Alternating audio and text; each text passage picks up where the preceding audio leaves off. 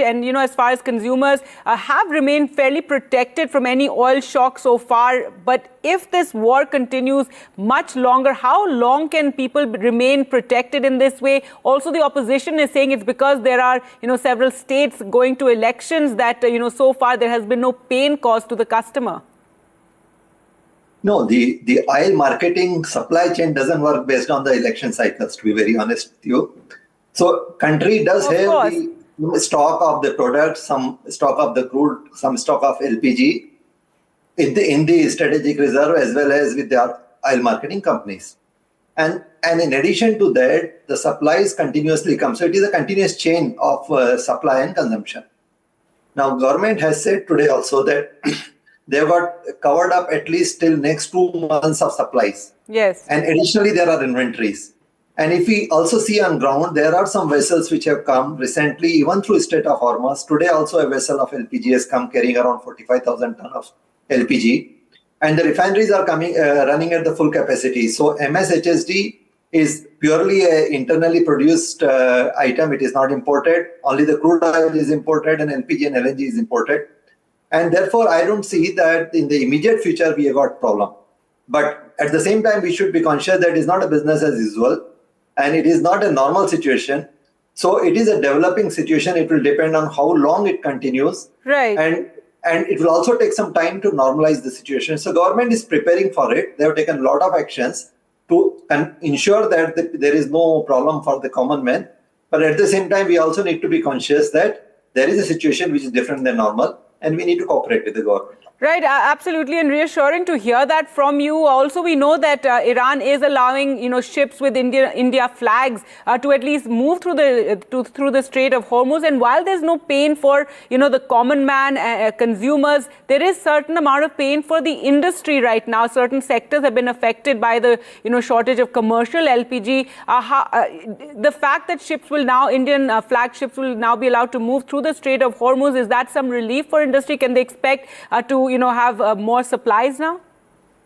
No, when there is the situation is different, then the solution also come accordingly. And the government prioritized the domestic sector above the industrial sector in the initial days. Yes. And as they started getting more LPG, they relaxed. Initially, they were supplying only 20% LPG to commercial sector. Then they increased it to 50%. Today, they said they have increased it to 70%. So the question is, as the day is evolving, as we are able to tie up the supplies, as we are able to get additional sources of supply, even from Argentina also some ship has come, from US also LPG has come, from Strait of Hormuz also almost 5 ships have cleared so far. There are another 5 which are there with the LPG, which are filled up and kept there. So, but I still wish to say that it is a developing situation and day-to-day events will guide the decision-making process. And what government is doing is to ensure that we run in a priority sector longer, even if there is an untoward situation. And therefore, it is not that today you got a problem, but it is the planning for planning for the future as well. Assuming that things doesn't settle fast.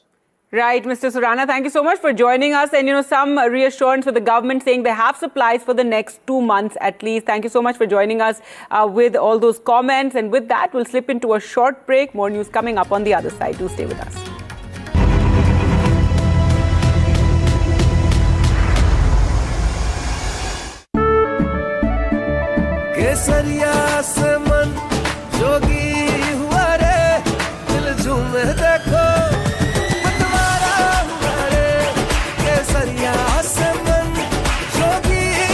हर पल मनाओ केसरी त्योहार।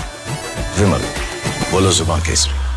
आपको शायद पता नहीं होगा, अपार ने आईएनएस विक्रांत के लिए 150 से ज्यादा तरह के केबल्स बनाए हैं। देश के टॉर्पीडोस में भी हैं अपार के केबल्स। वंदे भारत भी अपार के केबल से ही स्पीड पकड़ती है और यही वायर्स और केबल्स हमारे घरों को भी पावर करते हैं। विश्वास इसमें अपार, तभी तो ये है देश का तार। Si tu la bolla mia tutoriano, quando si fa l'amore sotto luna, come te va la view.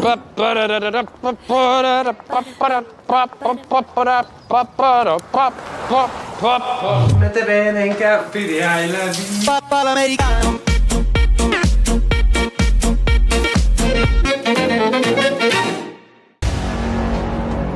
स्वामी रामदेव, आपके चारों तरफ एक चक्रव्यूह कसा जा चुका है। इस चक्रव्यूह में 4 रास्ते भी हैं। आपके जवाबों से ही आप इसे भेद पाएंगे। शंकराचार्य जी के ऊपर जितना बोलना था उतना बोल दिया। Politics is my part time job. Part time job में किस पार्टी की तरफ है?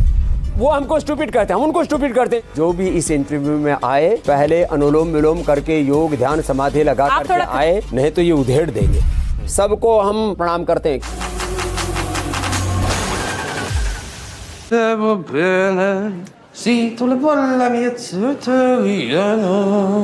Quando si fa l'amore sotto luna, come te vas a la view.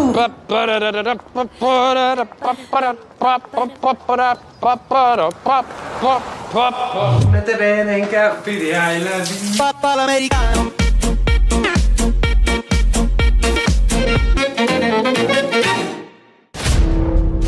बातों बातों में एक बात कही कि मैं 100 साल तक यहीं रहने वाला। क्या कोई दवाई बना ली है? हमने सेल एंड ट्रायल करके देख लिया। हम माने बाबा 150 साल जिएंगे। एक और रेसलर है जो आपको कहता है मिलावट खोरों के सम्राट। हाँ, मैं ब्रजभूषण शरण सिंह की बात कर रहा हूँ। इस प्रश्न को डिलीट कर दीजिए। आप उन पर बोलना नहीं चाहते? No comment. सुप्रीम कोर्ट ने आपके विज्ञापनों को भ्रामक बताया, आपने अरे झूठी बात, कोई माफी नहीं मांगी। मैं बैठा हूं ना यहाँ पर। तुम्हारे प्रश्न बड़े खतरनाक हैं। Yo Honey Singh, my story India chapter. एक दिन रह गया है, काउंटडाउन शुरू हो चुका है। This time it's personal. Go get your seats now.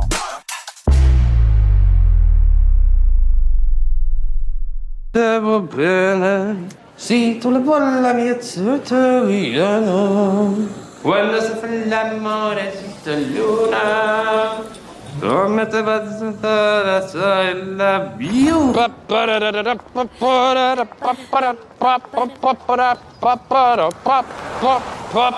Mette bene in caffè di I love you. Papà l'americano.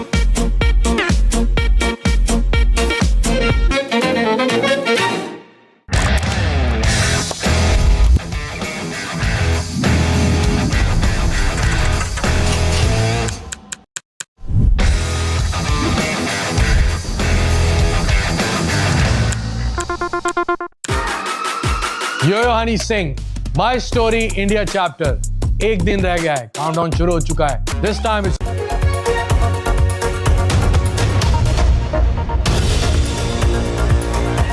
Welcome back. Well, let's now move away from all the news of the war and bring you Ram Navami celebrations from Ayodhya. Ram Navami was celebrated in Ayodhya with the grand Surya Tilak taking place at the Ram Temple today.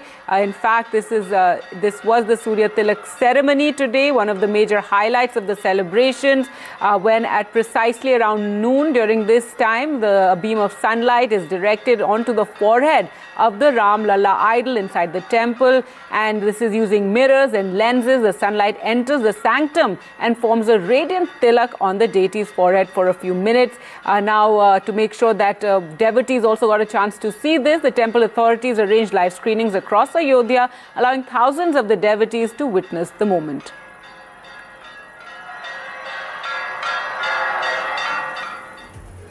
Well, with that, it's a wrap from me. News and updates continue right here on NDTV. Do keep watching.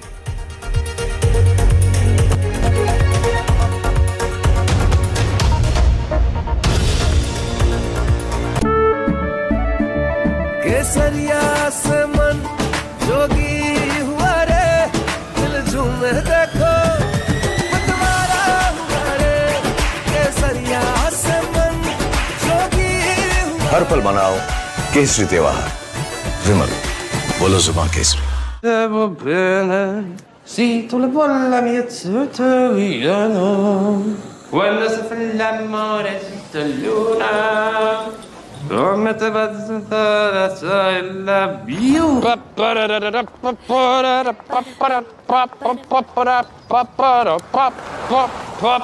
Mette bene in caffè di I love you. Papà l'americano.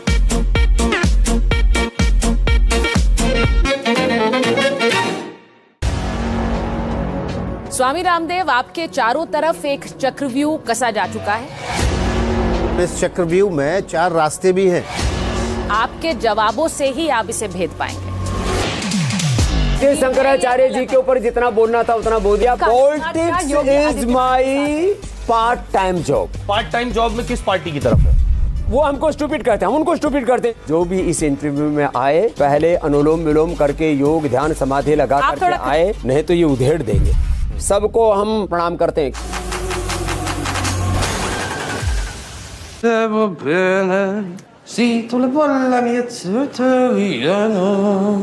Quando si fa l'amore sotto luna, come te vas a la view.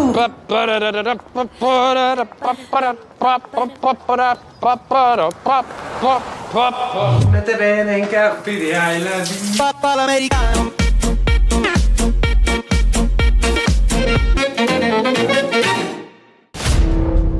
बातों बातों में एक बात कही कि मैं 100 साल तक यहीं रहने वाला। क्या कोई दवाई बना ली है? हमने सेल एंड ट्रायल करके देख लिया। हम माने बाबा 150 साल जिएंगे।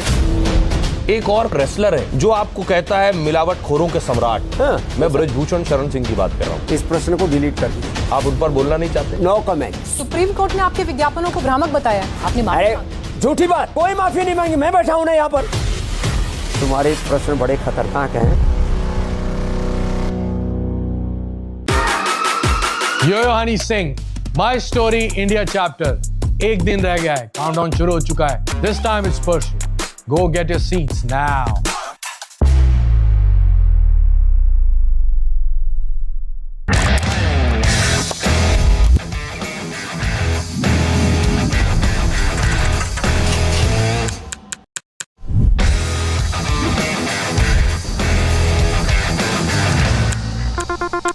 Devo bene, sì, tu le vuoi la mia tutoriano.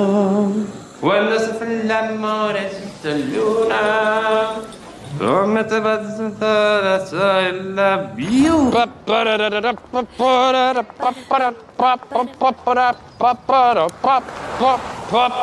Mette bene in capire I love you. Papà l'americano.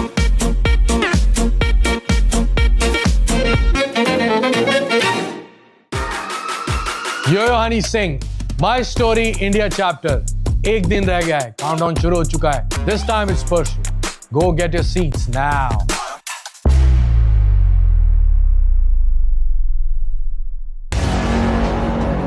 स्वामी रामदेव, आपके चारों तरफ एक चक्रव्यूह कसा जा चुका है। इस चक्रव्यूह में 4 रास्ते भी हैं। आपके जवाबों से ही आप इसे भेद पाएंगे।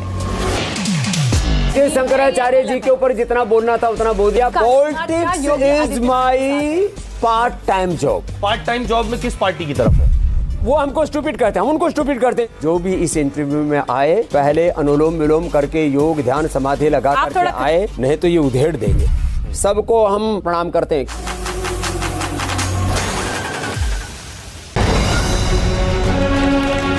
From the heart of the newsroom to the core of the stories shaping your world. Join me, Gargi Rawat, as I track all the developments as they break. Live from the NDTV newsroom, weekdays at 4 p.m.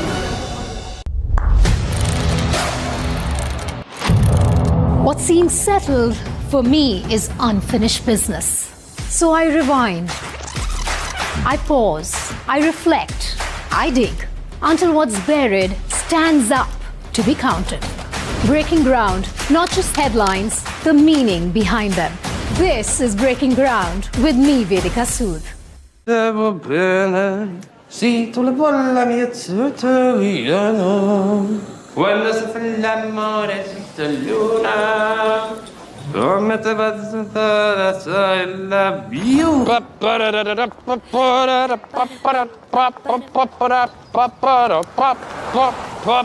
Mette bene in capire I love you. Papà l'americano.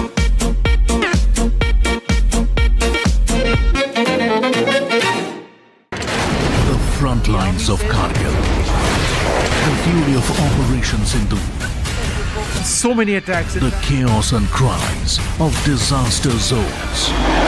The fighter jet cockpits. And the world's most defining interviews. It's incredible. He has seen history break. Live. Unfiltered.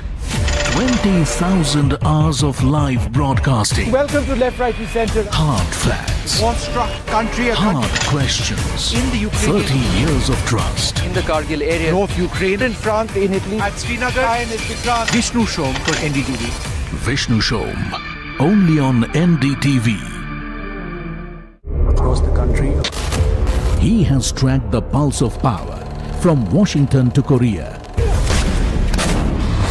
Witnessed history being made in global capitals and conflict zones. Brought clarity to complex issues of national security and international affairs. Aditya Raj Kaul, covering international affairs like no one else. Only on NDTV network. स्वामी रामदेव, आपके चारों तरफ एक चक्रव्यूह कसा जा चुका है। इस चक्रव्यूह में 4 रास्ते भी हैं। आपके जवाबों से ही आप इसे भेद पाएंगे। शंकराचार्य जी के ऊपर जितना बोलना था उतना बोल दिया। Politics is my part time job. Part time job में किस पार्टी की तरफ है? वो हमको स्टूपिड करते हैं, हम उनको स्टूपिड करते हैं। जो भी इस इंटरव्यू में आए पहले अनुलोम विलोम करके योग ध्यान समाधि लगा करके आए, नहीं तो ये उधेड़ देंगे। सबको हम प्रणाम करते हैं।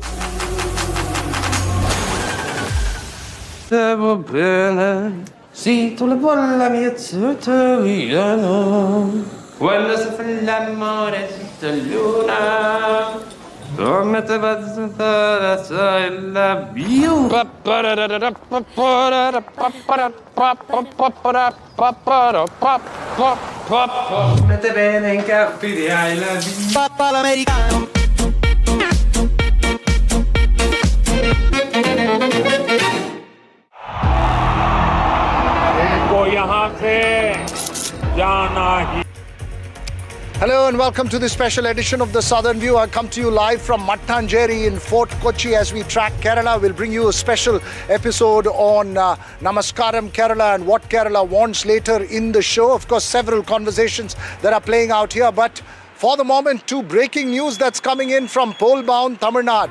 Neighbouring Tamil Nadu, will TVK chief Vijay get to start his campaign? He's accused the DMK of targeting him as he said that his request for permission to launch his campaign from the Perambur Lok Sabha constituency has been denied. The government says this place suggested by the TVK is too small. The police have said that the place is too small for crowd control mechanisms. Vijay is saying that it's a political targeting of his TVK as he aims to start his election campaign. So that bit of breaking news coming in from Tamil Nadu. It's an exchange between the TVK and the DMK. Expect that to intensify, but the big question is Vijay's rally and campaign plans, which constantly have gotten derailed since that enormous tragedy in Tharoor, is yet to take off in full blow. Will he be able to take off in full blow?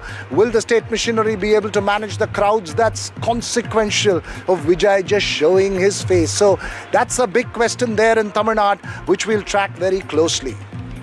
That's breaking news. But now moving on to the top national political face-off. We call it the energy face-off, an energetic one between the opposition and the government. The government has reduced excise duty on fuel to shield companies and the consumers, says the government. It says it's a very important message and a step from the centre in the midst of the crisis that's going out, and the government categorically reiterating that there is absolutely no reason to panic, and it's the opposition that's fueling fear and allowing for hoarding of, let's say, LPG cylinders. So a fierce political face-off playing out between the government and the opposition. Let's listen in to the top voices before we head to our special panel this evening.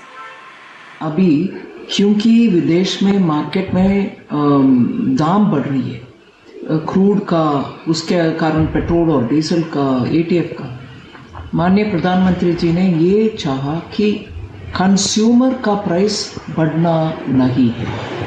उसके कारण हम निर्णय लिए हैं कि oil marketing companies को support दें और जिससे वो ज़्यादा दाम में खरीदने वाली चीज़ों को सरकार उनको मदद करेगी, मगर जनता के ऊपर रेट बढ़ाना नहीं होना चाहिए। हमारे देश में गैस और ऑयल कितने कम प्रोडक्शन होते हैं और हम बाहर से निर्भर रखते हैं। आम जिंदगी में सबको गैस चाहिए, सबको पेट्रोल डीजल चाहिए, तो इसको किसी तरह से दाम ना बढ़े, नियंत्रण में रखे, इसके लिए इतना बड़ा फैसला लेना, वो भी पेट्रोल तब 3 रुपया एक्साइज ड्यूटी रख दिया, इतना कम आप कल्पना भी नहीं कर सकते हैं, और डीजल में 0 कर दिया। तो अभी हमने कई लोगों से बात किया, सबने कहा कि प्रधानमंत्री जी को धन्यवाद दे दीजिए, इतना बड़ा फैसला लिया है। हमारी खाल उतार के उसकी जूती पहनाकर हमें पहनाकर हम पर एहसान लाद रहे हो। अब ये सरकार की बहुत पुरानी 11.5 साल पुरानी आदत है कि इतना निचोड़ दें जनता को कि हम सांस भी लें तो हमें लगे साहब विकास हो रहा है, क्या एहसान हम पर चढ़ा दिया कि हमें सांस लेने दी जा रही है। आज जनता समझ चुकी है, ताकि वो प्रचार के लिए जा सकें, इसलिए आज ये इस तरह तमाम मंत्री इस तरह से ट्वीट कर रहे हैं, इस तरह से पोस्ट कर रहे हैं, टिप्पणियां दे रहे हैं कि जैसे कि राहत उपभोक्ता को मिली है। मैं फिर दोहराता हूं, ये राहत उपभोक्ता के लिए नहीं है, ये प्राइवेट कंपनीज के लिए है। लॉकडाउन टॉकडाउन করবে কিনা ভাবছে কিনা জানি না, করলে করবেন, লকডাউন করে মানুষকে ঘরবন্দি করে রাখবেন, মানুষকে ঘরবন্দি করবেন, মানুষকে নোটবন্দি করবেন, মানুষকে ভোটবন্দি করবেন, মানুষের নাম কেটে দেবেন। জেনে রাখবেন, কোভিডের সময় লকডাউন ছিল, আমরা 21 সালে কোভিডের মধ্যে যদি লড়াই করতে পারি, যে কোনো পরিস্থিতির মোকাবিলা করে লড়াই করবার জন্য আমরা রাজি আছি। Is it politics over a crisis by the opposition, or is there a genuine issue that it's raising, and should the government be more transparent? Several questions that's being raised this evening. Joining us this evening, Brijesh Kalappa of the Congress Party. I have Charu Pragya of the BJP. Dr. Ashutosh Karnatak, a former managing director and CMD of GAIL, and a management analyst as well. Thanks to all three of you for joining us here. Brijesh Kalappa, is the opposition playing politics over a crisis? Because India seems to be handling the situation much better, according to experts, than several other countries. And remember, this is a global crisis. See, Veera, first thing is that who are the experts you're speaking about? If you're speaking about government-sponsored experts, certainly they will say this because they are the ones who are the beneficiaries of either some positions in government or of the Padma Shris and the Padma Bhushans and the Padma Vibhushans. So those kind of experts are certainly not going to help in this matter. If you're going to speak of genuine people, and you said that are we politicizing a crisis, the second part is that this government is constantly in crisis. Whether it's self-inflicted, whether it's self-created or natural, whether it's COVID, whether it's demonetization which was self-inflicted, or whether it's the present crisis, which is surely the creation of a government which has zero forethought, right? Where was the need to go and hug Mr. Benjamin Netanyahu and say that, look, we stand with you? When this crisis was already brewing, where was the need to go to Israel and take a medal? Are we short of? May I come in? Now, let me get Charu Pragya to respond to that. After having created this, where our own ships are not able to move from the... Go ahead, Charu Pragya. Brijesh, 1 minute. Let Charu Pragya respond. So, the fact of the matter is that Congress, unfortunately, is going on and on and on about Modi ji's visit to Israel. Tell me, that visit happening or not happening would have changed the equation between other countries that we have no control over? Absolutely not. So let's focus on facts here, and let's focus on the message that our Honorable Prime Minister gave in both houses of Parliament. He made it very clear that, and very precise, that don't hoard at this point of time. Avoid black marketing, because hoarding is going to lead to that. Don't spread misinformation. And at a time like this, from our parliament at least, all the voices must rise in unison for India. Is the opposition doing that? Absolutely not. Now, they are also spreading this misinformation about some kind of an energy crisis, which does not exist.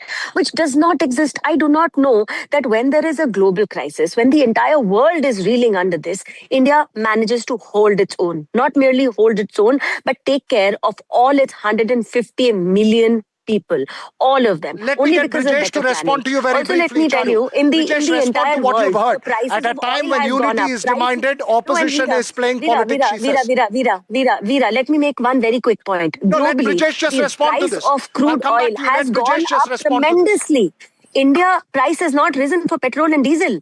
That is how much of the strain the government is absorbing. We are cutting down on excise duty so the burden doesn't fall on our citizens. Acknowledge that, applaud that, stand with India for a change. Let Brijesh respond to this. Brijesh, the government is absorbing the internationally prices are rising. In India, it's stable because the government is absorbing it, and hence it's an important measure from the center. Respond. See, let me give you the basic facts and then let your viewers make up their mind. In May 2014, crude prices were $106.94 per barrel, right? And just before the crisis, they were about $70 per barrel. What is the difference? How much is an Indian consumer paying? In 2014, he was paying 71 rupees for a liter of petrol. What is he paying before the West Asian crisis? It was 94.72. 21 times. 21 times this government, the so-called very benevolent government, has increased excise duties to the extent of 12 times. Now, when such a massive increase is there, obviously today, Mr. Modi, like it was said, even taking a breath of air, we should be so beholden to Mr. Modi that he's allowing us to breathe. And even drinking water, we should be so beholden to Mr. Modi that please allow me to. Let me get Dr. Ashutosh Karnatak involved into this. Ashutosh Karnatak, you've heard both sides of the story. What do you think is the reality? What are India's energy realities at the moment? Is the unavailability that one sees on the ground in places like Kerala a result of hoarding, or is there a genuine shortage of LPG? You have to give me 2 minutes to explain this. See, energy matrix we define by three A's. Please go ahead. The first A is availability, second A is accessibility, third A is affordability. Generally, we have been talking about the affordability, but today the question of availability. We have got three energy sources: oil, natural gas, and LPG. Oil, we are having the storage of around 60-65 days. I'll explain why. We have got a strategic reserve around 10 days and refinery storage around 65 days. So 65 days storage is available, which today it has been confirmed by the ministry also. Now oil is no issue. Then I come to the natural gas. Natural gas requirement is around 200 million. Out of that, 100 million is produced domestically, 100 million is imported. Out of 100 million, 40 million is being supplied by the Ras Laffan LNG plant. So total 160 million we are producing as on date, we are having as on date. And our PNG to the houses, we need only 8 million. Therefore, the house gas is no issue. Only cut which we will be observing in fertilizer plant or in power plant or in the steel industry, which we have seen it has been done by the government. I'm sorry to interrupt you, but I just want to show that the pictures of the Prime Minister meeting with the states and the Chief Ministers is playing on our screens right now. That's, of course, the main meeting of trying to send the message between centre and state to have some kind of union, to make it one united front in a crisis situation is what the BJP is sending across as a message. I'm sorry I interrupted you there, Dr. Karnatak. Charu Pragya, very briefly, weigh in on with your comments before I go to Brijesh Kalapa and back to Dr. Karnatak. Very much, Veera. And because of the point raised by the Congress spokesperson about crude oil prices, let me remind him that in the last 10 years of UPA, from 2004 to 2014, the rise in petrol prices went from 37 rupees to 72.26 rupees. That's a 90% rise. That's double the cost in 10 years. And if you look at Modi ji's time from 2014 to 2024, petrol prices have risen from 72 rupees to 96.72 rupees in 10 years. That's barely a 33% rise. So I don't know by what moral authority Congress goes around not just spreading misinformation, but also completely forgetting its time in governance, completely forgetting the fact that during their regime, when Iran was sanctioned, at that point of time in 2011, 2012, 2013, what was the state of our energy? We did not have diversity. Brijesh Kalapa, those pictures on your screen, what do you have to say? Is it time? Can it be a united front, or do you believe that the onus of creating a united front is on the central government? There's a meeting as we are speaking, Brijesh Kalapa. We're playing out images of the Prime Minister meeting with chief ministers and trying to assess all India preparedness for the situation that we're in? No, see, first is Veera, we are totally with the government. Nobody says that the Congress party is not with the government of the day. We are completely with the government.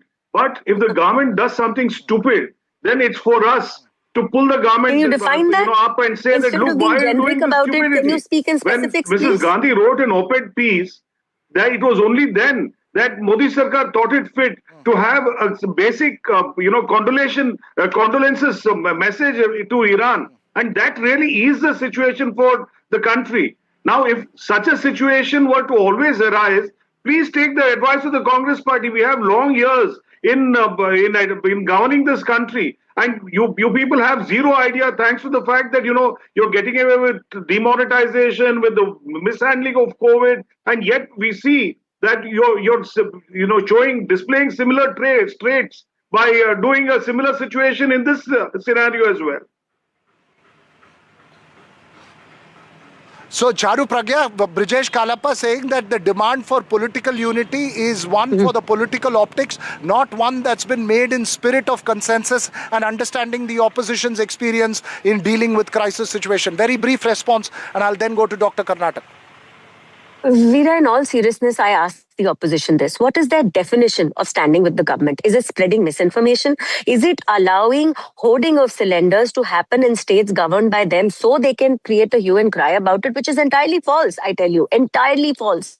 Let's remember that if the Strait of Hormuz is affected, we are still allowed passage. That is only thanks to diplomacy, thanks to Modi government's efforts at uniting the leaders of that entire region to ensure that our country does not get impacted. The whole world is reeling under price rise. And I have said this before. Look at the other countries. Prices have risen up to 30, even 40% in Western countries. Look at Europe. In India, it remains steady thanks to our foreign policy and thanks to the effort our government has made to make sure India is energy sovereign. These efforts started over 10 years ago. And that is why today we remain strong even in the face of a global crisis. All right, Dr. Karnataka, you've heard all of this. As I mentioned a short while ago, we are playing that image of the Prime Minister meeting with the Chief Ministers, trying to take stock of all India preparedness. I'll leave the last word to you on this conversation. How do you think India has fared so far, and what do you think are going to be the key challenges for us as we go ahead? Cut beyond the politics. Give us the analyst's perspective. Yeah, see, my take will be, in fact, I have done one research that George Akerlof, the Nobel Prize winner in 2001, he has given a theory of information asymmetry. They assume worst case scenario, the line and whatever you are seeing, it is the perception syndrome, nothing else. Number two, at this moment, it is the issue of country. It is not the issue of any party. So all the people, all the parties, all the people should unite together to face this crisis, if any will be coming in the future. In my opinion, the crisis will melt down slowly, and within one time, the LPG scenario will also improve, gas scenario will also improve, oil as such, no issue. Only we have to, what they say, energy lockdown. It is not energy lockdown, it is a thinking lockdown. We need to have a positive thinking environment and move ahead. And let us all support to the government, all the efforts. Maybe opposition can have some views and they should align, or both should align to fight this better. Okay. All right. On that note, let me end this conversation. Of course, it's an extremely important issue that we'll track, but not from the political lens alone, but from the reality lens as well. There are multiple factors and nuances at play here. But thanks very much to all three of us, for all three of you, for joining us here on the Southern View. Let me shift focus to the state I am in, the state of Kerala, which is heading into an electoral battle. Remember the situation in West Asia, very, very closely watched in Kerala, and the impact perhaps felt as well in that state, both in terms of people and in terms of finances. I caught up with the state's industries minister, in a sense the face of the Nava Keralam concept that they're talking about, which is of industrial growth to Kochi and the rest of Kerala. I caught up with P. Rajiv just outside of Kochi in Ernakulam district at his constituency where he was campaigning, and I asked him several of the political as well as the economic questions that have been raised. Listen in.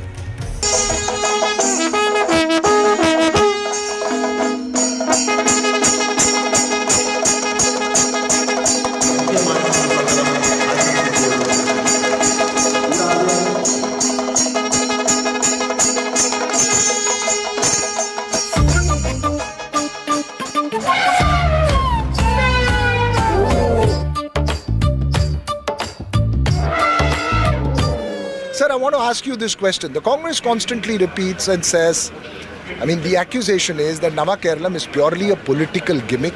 It's not an economic reality. How do you respond? Actually, it is a basis economics. Because the limitation of the Kerala model of development, we have recognized earlier. Kerala model of development is well recognized by the world by its achievement for its achievement in education and healthcare and welfare activities. But we had recognized the weakness of the Kerala model of development, that is a stagnation in productive sectors, stagnation is industrial sector. That is why we are focusing on industrialization of the state. How would you reconcile with the fact that you see the left politics and ideology has always believed that is something that industrialists are very wary of? What is this reinvention about? Do you believe that rebranding Kerala is not going to be an easy task? What's perhaps the most difficult thing in rebranding Kerala? That is a deep-rooted presumption. Actually, in 1957, the first government has voted, was led by the government EMS, Namboodiripad.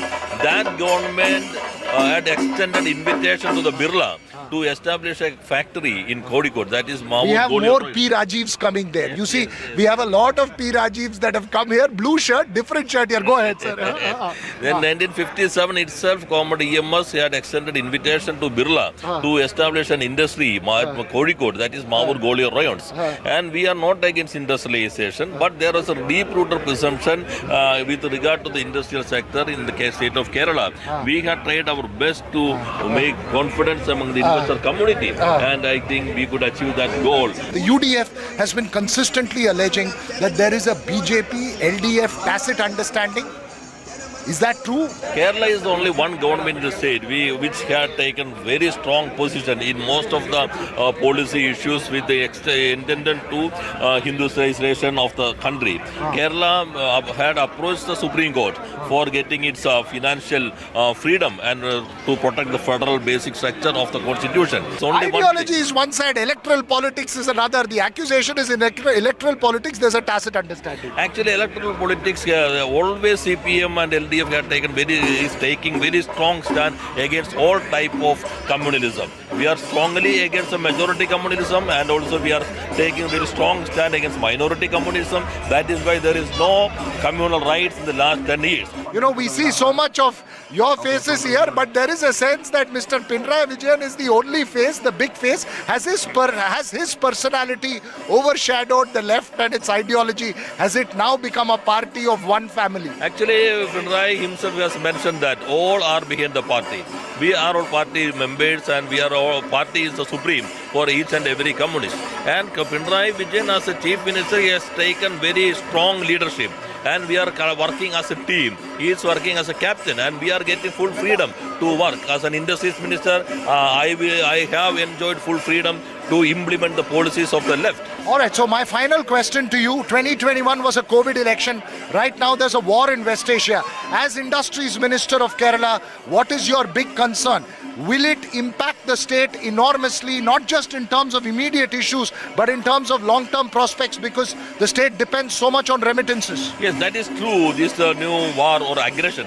I would like to coin the terminology that is aggression or invasion by USA, not Iran and other countries. That has created several problems. Now this is reflected in the kitchens of the families of the Malayalis, the gas shortage and the remittance from the Gulf Malayalis. They are in the panic issues. Then this is a very serious issue. I think it will affect the exports of the spices and other things, and also remittance.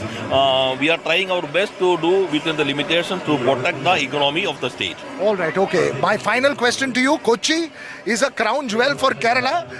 Is industrial development very, very revolving around Kochi, or other parts of the gate? And also, will Kochi ever be able to match up to a Bangalore or a Chennai? Yes, Kochi will be the like Scandinavian countries or Singapore. Kochi is water metro is very familiar. The quality of air is very good, and infrastructure is very good. And we our IT infrastructure in my own constituency, we have established a new innovation center, and also Graphene Aurora Center we have established. established startup villages here, maker villages here, the largest electronic incubation center of the country, and also we are establishing skill development center, and this is a health hub. Judicial city is coming to here. Then Kochi and Kalamassery is also an epic center of the development of the state.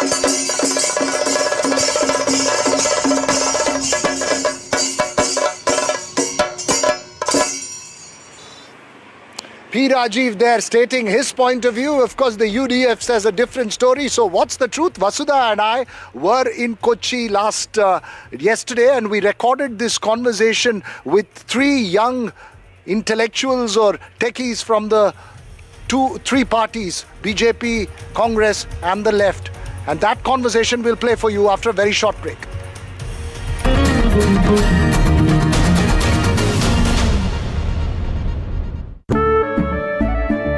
केसरिया से मन जोगी हुआ रे, दिल झूमे देखो मतवारा हुआ रे, केसरिया से मन जोगी हुआ। हर पल मनाओ केसरी त्योहार। विमल, बोलो जुबान Kesari. Devo bene, sì, tu le bolla mia italiano, quando si fa l'amore sotto la luna, come te va a la biu.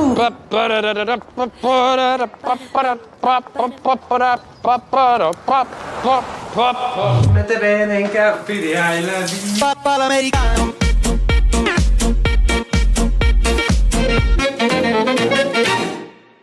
आपको शायद पता नहीं होगा, अपार ने INS विक्रांत के लिए 150 से ज्यादा तरह के केबल्स बनाए हैं। देश के टॉर्पीडोस में भी हैं अपार के केबल्स। वंदे भारत भी अपार के केबल से ही स्पीड पकड़ती है, और यही वायर्स और केबल्स हमारे घरों को भी पावर करते हैं। विश्वास इसमें अपार, तभी तो ये है देश का तार।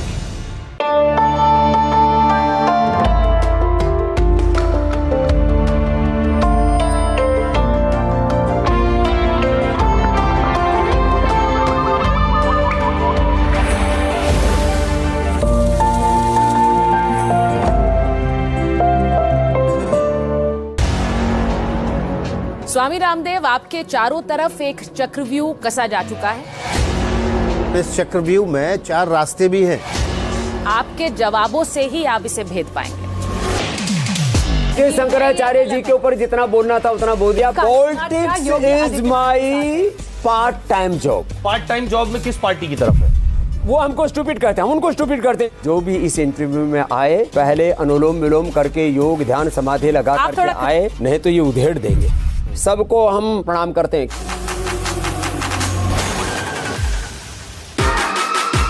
यो Honey Singh, my story India chapter.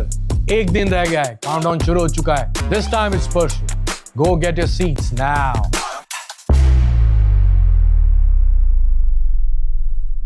Devo bene, sì, tu le bolla mia italiano, quando si fa l'amore sotto la luna, come te va a la biu.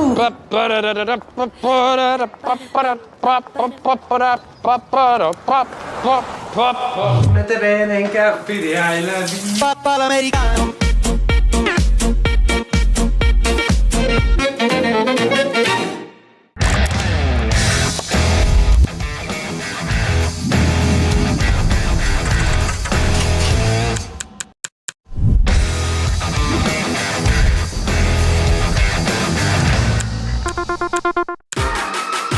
Yo Honey Singh, my story India chapter. एक दिन रह गया है, काउंटडाउन शुरू हो चुका है। This time it's personal. Go get your seats now.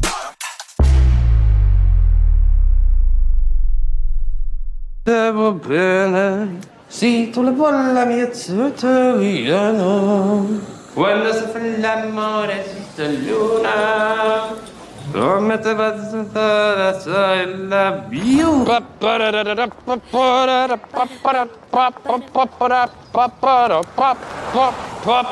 Mette bene in caffè di I love you. Papà l'americano.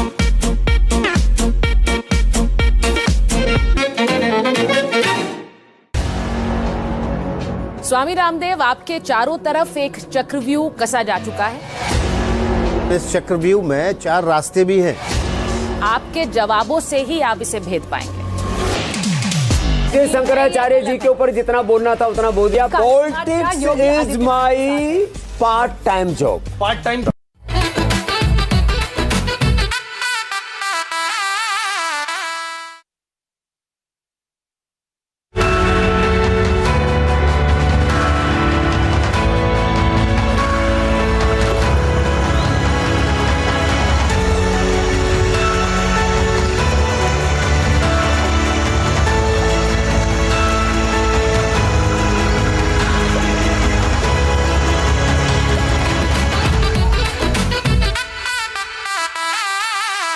Hello and welcome to this special conversation from this cafe in Kochi. The question Vasudha and I are trying to answer is this Nava Keralam just myth or is it real? Is it just a political hype, Vasudha, or is it really real? Because that means industrial globalization and industrial progress has really taken Kerala over. What's the sense? You've been traveling from North Kerala down. What's your sense? Is it a myth or real? Well, Veera, I went to Kannur and Kozhikode, and let me tell you that I went to LDF and UDF rallies, and in LDF rallies, people spoke for 2 hours on Iran, West Asia. I could get an entire, glimpse of what the world is going through. So people of Kerala clearly are informed, and they also wanted to ask me what's happening in Bengal. So they want to also know what's happening in other parts of the country. And we also have a group of youngsters with us, working professionals, but extremely political. That's right. We have Pratish of the left. We have Arun of the Congress and Hariram who's supporting the BJP, but we only have one mic. So let us see if Kerala can genuinely be democratic and share one mic between the three forces that are here. You tell me, Pratish, is it just a political gimmick, much like what has been said about, other states which just want to portray that we are great industrial progress? How does the left reconcile the image of being a party of the people and one that's trying to bring industry and bringing industrial progress into Kerala? Interesting question, Veera. One should understand what Navakeralam, the concept of Navakeralam is before we analyze what Navakeralam has brought into Kerala. Now, Navakeralam was built on the concept of, on the foundations of classic Kerala model, which was mostly welfare based. And we have reached a point where we have, accessible healthcare, accessible education, high human development index and everything. But we fell short of, we had a skilled talent pool, but we did not have enough jobs to offer them. Now Kerala was a software upgrade over the classic, the Kerala model to bring in more investments, to bring in infrastructure development, and to bring in more jobs, so that the highly talented Kerala people can find jobs in Kerala itself without going outside. Arun is, you support the Congress party, and you're also a writer, you're a poet, He's and a you're national also spokesperson, I believe. Yes, and but he's also a poet. You write poetry, and you're also a lawyer, but you also are the spokesperson for the Congress party. We are sitting in Ernakulam, which is basically a Congress fortress. Every reasonable person that I spoke with in Kerala is speaking in hushed tones and saying that change will be better. But, is there a sense of complete anti-incumbency that we want this government out? There seems to be some goodwill for the government as well, isn't it? There is no goodwill for the currently government. So, basically, when my friend talk about employment, so Kerala is one of the states which is having a higher unemployment rate. So, before 10 years, in government colleges, it was very difficult to get admissions. But now, in most of the universities, it varies number, like 40%, 35%. All the Kerala University, MG University, all universities, most of the seats are vacant. So, the youth is not interested to go to Kerala universities. It's not because the people, they are planning to go abroad. Is it because of Kerala or is it because of the government? No, it's because of the government. Because let's look into the university issue. So, most question paper are getting leaked usually, and delaying conducting exam. But paper leak seems to be a issue across, it has happened in Congress rule states as well, right? Navakerala, there is just a PR propaganda gimmicks. So if I think the amount which the CPM government is spending for PR works, if it is used for welfare, people will be more happy with the government. Pratish, it's just a PR machine, he's saying. It's just a PR exercise. Yeah, I mean, the current LDF government does PR, but it is much lesser than the Women Chande government has spent on PR. And Kerala's, if you look at the revenue expenditure of Kerala, it is much higher than what the UDF government has been doing, and with respect to the welfare measures, we have been doing a lot without, let it be the welfare pensions, let it be the life mission where we have built over 5 lakh houses to people, extreme poverty eradication. We have spent a lot to eradicate extreme poverty. We have spent a lot. I mean, we have also. Let me ask the Hari. Before Arun, Vasudha, just an important question to Arun. I know the BJP needs to be given its space in Kerala, which you are gaining. We'll get to that. But very briefly, Vasudha, the question is also, much of this brand and what you say PR is done by all states to change their impression. Yeah. Is there a genuine effort by the LDF government to try and change the impression of Kerala? Like, as a Congress party, we are not saying that PR should not be done, but there should be limit. So government is spending over amount for PR, and also they are spending only. You have data to prove it? Sure, they have given more than 11 lakhs for an interview with CM with a superstar. And when we are looking to the KSRTC buses, all KSRTC buses are but that makes for entertainment value. Who doesn't want to watch Mohanlal? Tell me. So we are not against that. But you like Lalitan, right? So Kerala is a state where there is no it's still government hospital. Common people goes to government hospital, and for taking a scan, the waiting period is more than 1 month. And I think healthcare is something everybody talks about. But Hari, let that Hari respond to it. Hari, let Hari, you have to. Oh, look at the BJP coming and grabbing the mic. You see, this could well become the story of Kerala. The BJP suddenly taking away the. Hari, just this allegation that this secret alliance between LDF and Sangh Parivar, everybody is saying. Yesterday, Rahul Gandhi said that you're fighting as one unit. Are Pratish and you fighting as one unit here? So will you please just let me know whether Rahul Gandhi proved any of that he has actually made lot of things actually like vote chori and all. Will you please just tell me one thing whether he proved it? So like that he's just making some no, he's just making some announcement and he will go. No, what about the alliance on ground? No, what about this alliance on ground? Let me finish it. No. You see, I think I'm going to give my mic off. I'll do one thing. Okay. I'll share my mic with Vasudha. So I just wanted to respond regarding the healthcare. Okay, Kerala, almost all districts has a cath lab, which is a first level intervention for cardiac arrest and everything. No other state in India has, all the districts covered by cath labs. We have dialysis units up till the taluk level. No other state in Kerala, in India can claim that. And we have done a open heart surgery in one of the district hospitals in Kerala. Sorry to this cut you is in the there. Sorry first to cut you time in. in India. Let Hari just rebut This is the first time in India. He was actually claiming like life mission for that. This is purely that PM Awas Yojana. This is not only in Kerala. It is happening in all the states. Okay. It's not only in Kerala. Let me respond to that. About this health mission. Let me respond to. Health mission is happening in almost all the places. Not only in Kerala state. Okay. It's like all I don't want to make noise, but all the hospitals are right to equip life mission. Not only in Kerala. It's election time. Thanks, Vasudha. No. Don't talk that it's only happening in Kerala. It's happening in all the states. In other states, PM Awas Yojana. Let him respond, please. Let him respond. Okay. So PM Awas Yojana is there in all the state, but they are only giving measly sum of some 72,000 rupees, which is there. I'm not saying that it's not there. It's really wrong. You don't have data it seems. In Kerala, the government of Kerala is providing 4 lakh But rupees. Pratish, let's also talk about the politics of it. In Kannur, 5 to 6 people out of normal people that I spoke to said their favorite state leader is Pinarayi Vijayan, national leader is Narendra Modi. So when things like this, is there a similarity between how LDF works and how BJP works? Because the UDF guys are completely different in this. Okay. That also strengthens the understanding that there is a pact, right? There is definitely no understanding at a political leadership level, at a political level. That there is an interconnection between BJP and CPM. So if CPM is fighting against BJP, why they have failed to make a good candidate in Palakkad? They have made. No. Don't say like that. See, that is again. I am just not blaming anyone, but to tell you. So don't say like things like there is no such bad candidates or good candidates. See, the candidates are actually coming to participate in this the question election. that's been raised. CPM has. Say one thing.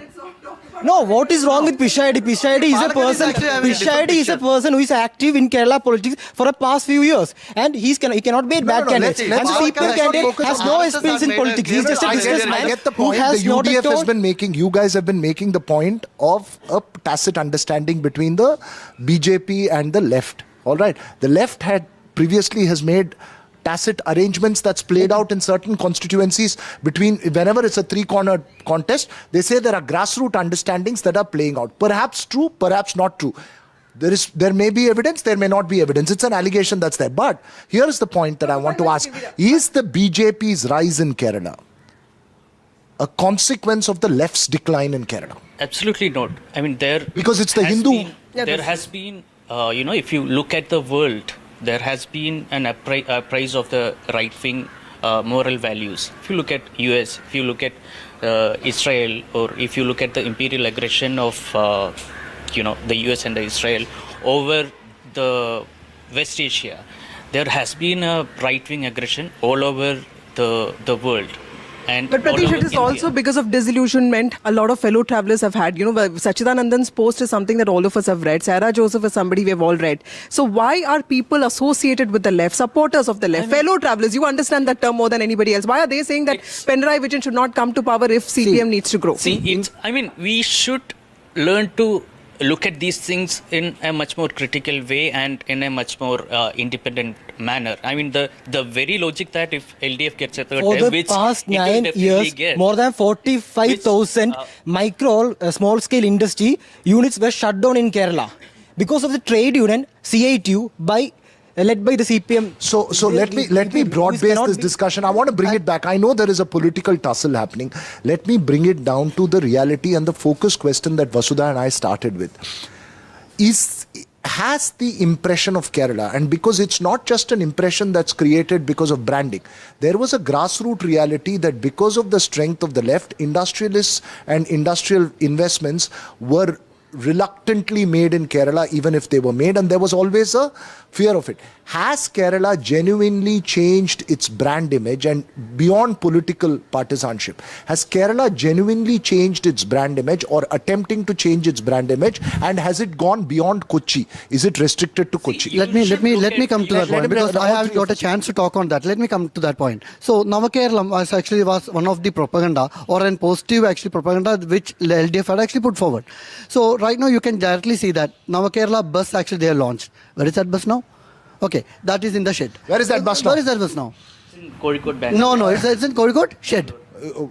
Hold the mic, hold the mic. It's not running. It's flying. It's not operating for the last many months. Will you please check that? Just check it. It's not working. No, it's not working. Just check it. No, just check it. It is not actually. It is still flying now. It's not working. Okay, that is one thing. Second thing, recently High Court had actually given an instruction to the Kerala government. 20 crore was actually unutilized by they are actually reutilized the amount which has to be given to IHRD, which is reutilized for the PR work, which is actually the government actually utilizing this money, which is actually from our pocket for their PR work. Actually, they are utilizing our money. That is not to be done. Right? At least I'll come to you. I'll just add to. I have to just respond to. I have to just. Just one. Right now, they are actually out of the picture. Whether Navakerala has. Strengthen the brand of Kerala. Now, you don't have to look at the claims of the government of Kerala. You look at the Niti Aayog rankings. It's an independent body. It's by the union government. You look at the ease of doing business reforms.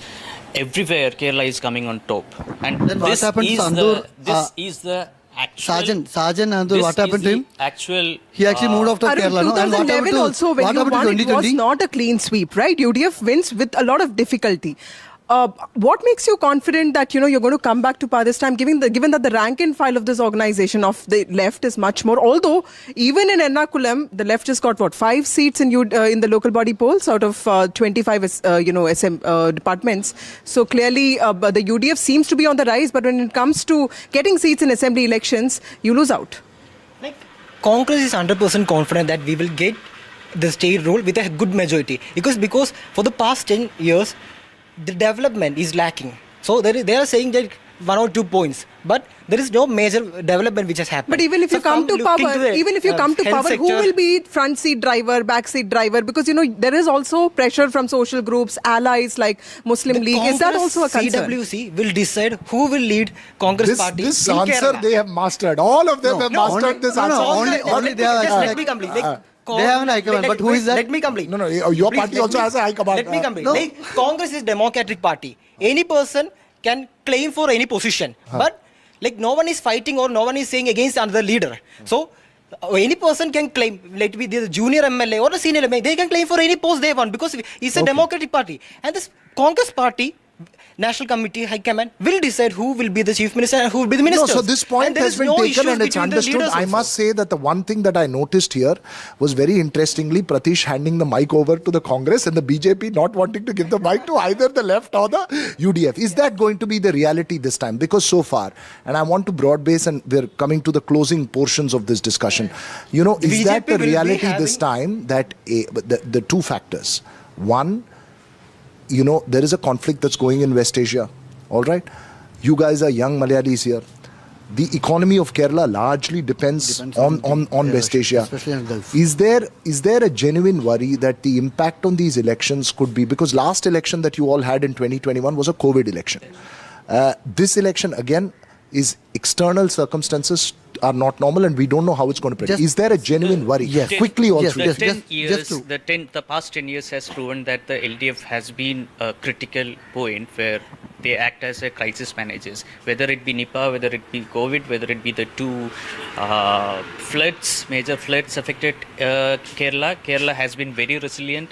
Without the central funds or the support of the union government, Kerala has been resilient and has rebuilt the Wayanad township and the economy of Kerala without the help of government. The Karnataka government has given 100 houses and also extra given 10 crores for Wayanad township. The Congress MLAs, Congress MPs are also given their fund for the development. It's not a CPM hasn't sponsored it. It's a government's duty to do it. And even Congress people and any people, organizations, state governments from other parties are also given it. Perfect sense here. And handle the crisis. Just 1 second, because he was actually mentioning, he was mentioning about the COVID era and where exactly the full support was from the central ministry. Okay, and right now he is actually claiming that everything was done by the Kerala government. All these things was actually supported by the central ministry.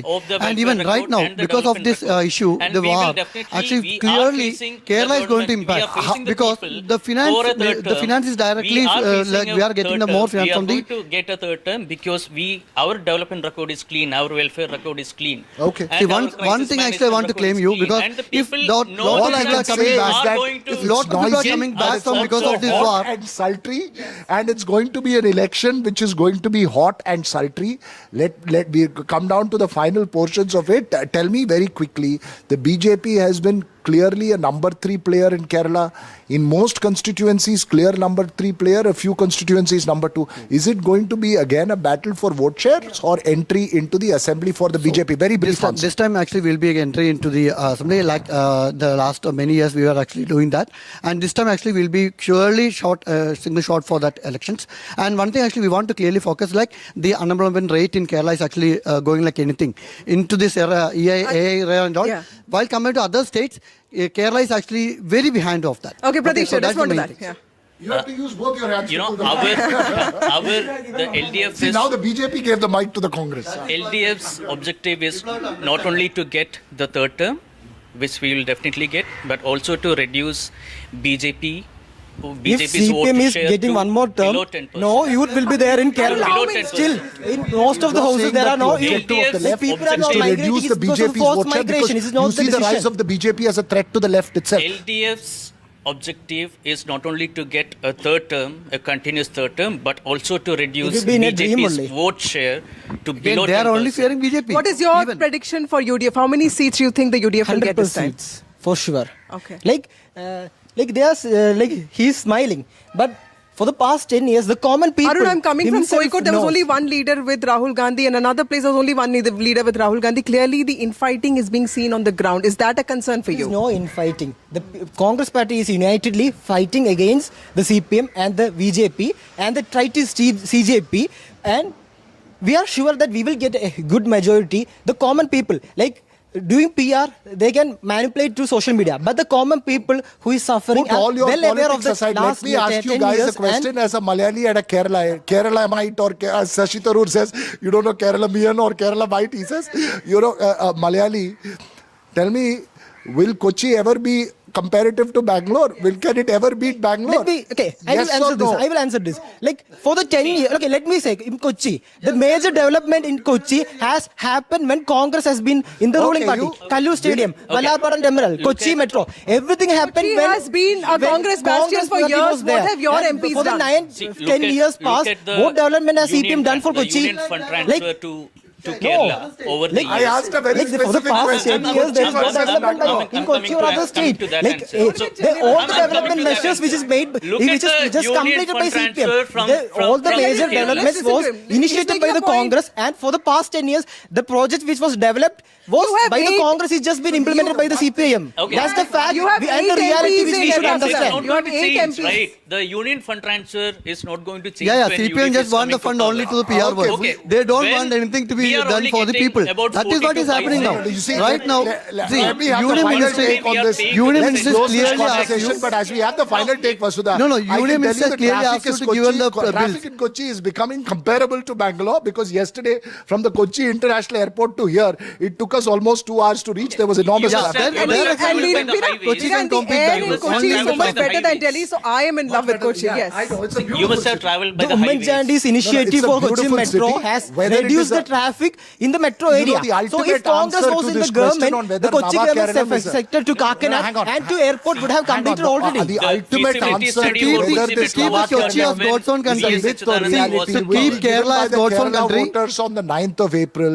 We will know the results and the answer to this question in May on counting day. But that's all we have time for on this conversation. Vasudha and I have to sign off from Kochi. We'll continue to bring these kind of intense conversations from across Kerala for you all. Thanks very much for watching. Thank you. Thank you.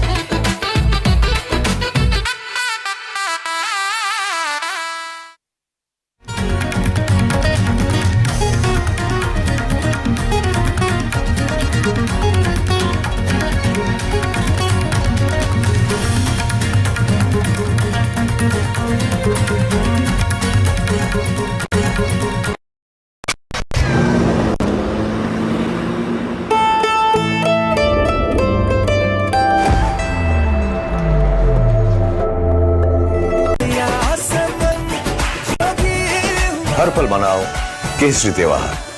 विमल, बोलो जुबान Kesari. Devo bene, sì, tu le bolla mia italiano. Quando si fa l'amore sotto luna, come te va a stare la view.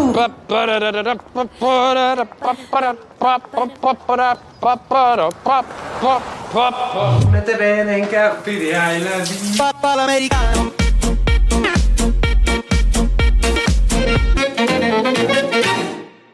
आपको शायद पता नहीं होगा, अपार ने INS Vikrant के लिए 150 से ज्यादा तरह के केबल्स बनाए हैं। देश के टॉर्पीडोस में भी हैं अपार के केबल्स। वंदे भारत भी अपार के केबल से ही स्पीड पकड़ती है, और यही वायर्स और केबल्स हमारे घरों को भी पावर करते हैं। विश्वास इसमें अपार, तभी तो ये है देश का तार।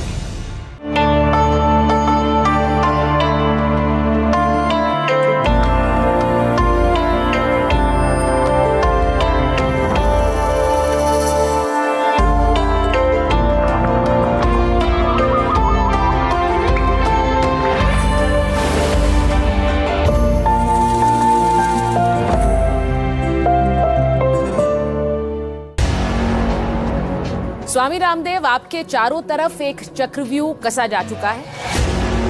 इस चक्रव्यूह में 4 रास्ते भी हैं। आपके जवाबों से ही आप इसे भेद पाएंगे। शंकराचार्य जी के ऊपर जितना बोलना था उतना बोल दिया। Politics is my part time job. Part time job में किस पार्टी की तरफ है? वो हमको स्टूपिड करते हैं, हम उनको स्टूपिड करते हैं। जो भी इस इंटरव्यू में आए, पहले अनुलोम विलोम करके योग ध्यान समाधि लगा करके आए, नहीं तो ये उधेड़ देंगे। सबको हम प्रणाम करते हैं। Devo bene, sì, tu le bolla mia italiano.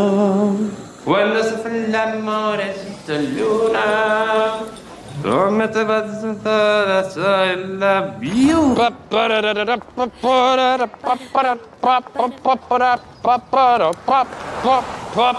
Mette bene in capire ai la view. Papa l'americano.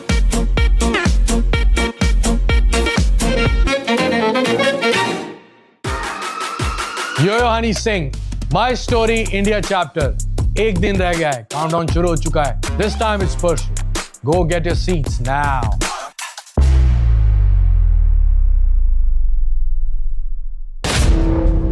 बातों बातों में एक बात कही कि मैं 100 साल तक यहीं रहने वाला. क्या कोई दवाई बना ली है? हमने सेल एंड ट्रायल करके देख लिया. हम माने बाबा 150 साल जिएंगे. एक और रेसलर है जो आपको कहता है मिलावट खोरों के सम्राट. हाँ, मैं ब्रजभूषण शरण सिंह की बात कर रहा हूँ. इस प्रश्न को डिलीट कर दीजिए. आप उन पर बोलना नहीं चाहते? No comment. सुप्रीम कोर्ट ने आपके विज्ञापनों को भ्रामक बताया. आपने माफी मांगी. झूठी बात. कोई माफी नहीं मांगी. मैं बैठा हूं ना यहाँ पर. तुम्हारे प्रश्न बड़े खतरनाक हैं.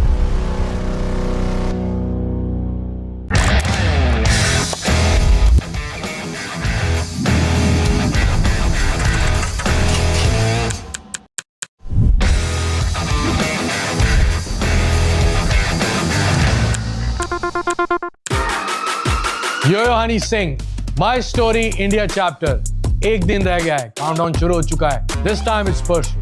गो get your seats now.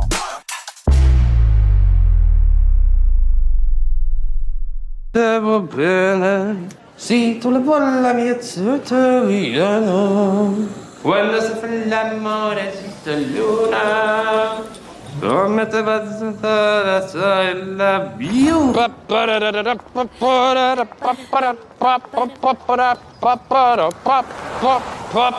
Mette bene in cappi di I love you. Papà l'americano.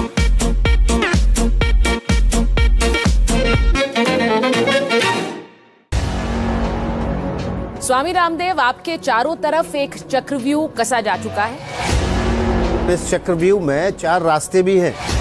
आपके जवाबों से ही आप इसे भेद पाएंगे. शंकराचार्य जी के ऊपर जितना बोलना था उतना बोल दिया. Politics is my part time job. Part time job में किस पार्टी की तरफ है?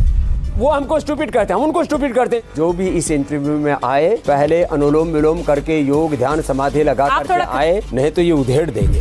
सबको हम प्रणाम करते हैं.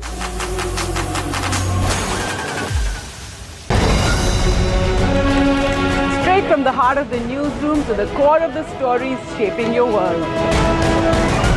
Join me, Gargi Raut, as I track all the developments as they break. Live from the NDTV newsroom, weekdays at 4 p.m.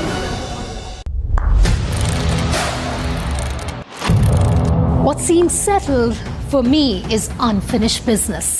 So I rewind, I pause, I reflect, I dig until what's buried stands up to be counted. Breaking ground, not just headlines, the meaning behind them. This is Breaking Ground with me, Vedika Sood. The front lines of Kargil. The fury of Operation Sindhu. So many attacks. The chaos and cries of disaster zones.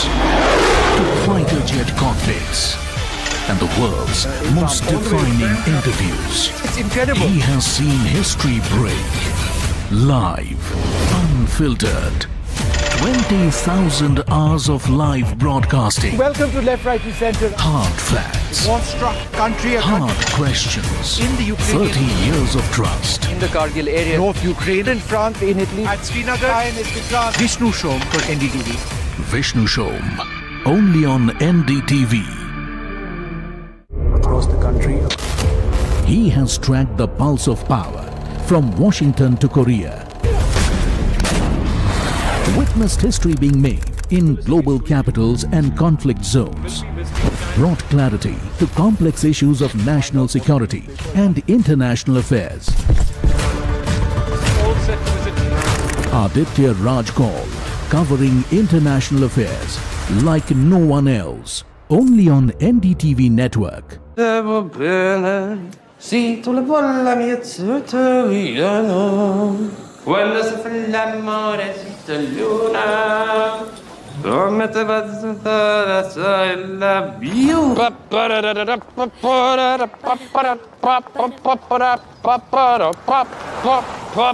Mette bene in cappi di I love you. Papà l'americano.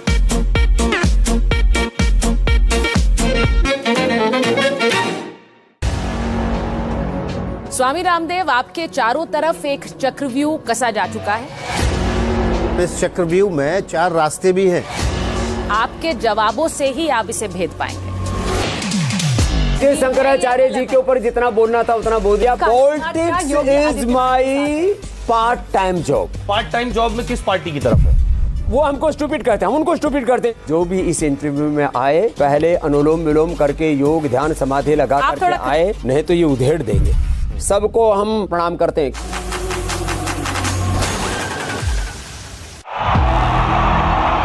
इनको यहाँ से जाना ही होगा। जय मां Durga.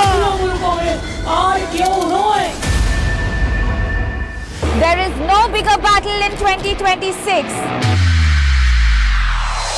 And nobody has reported Bengal like I have. Buckle up for an unforgettable election thriller. Will the BJP breach Mamta's fortress? TMC जावे, BJP आसपे। Can Didi fight off her life's biggest challenge? BJP double engine সরকার এই লড়াই বাঁচতে হবে। Battleground Bengal with Manogya Loiwal.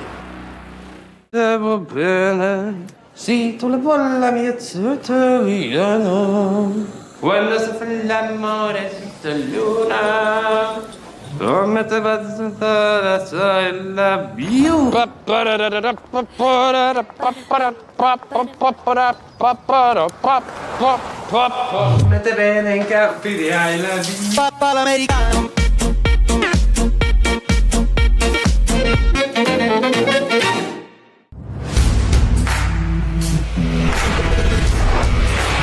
All right, team, our new order show is ready. Now we need a promo. Something cool, something sharp.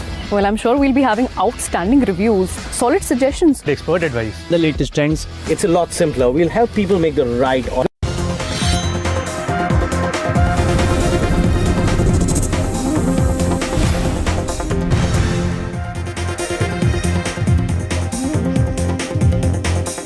Good evening and welcome to India Matters this Friday night.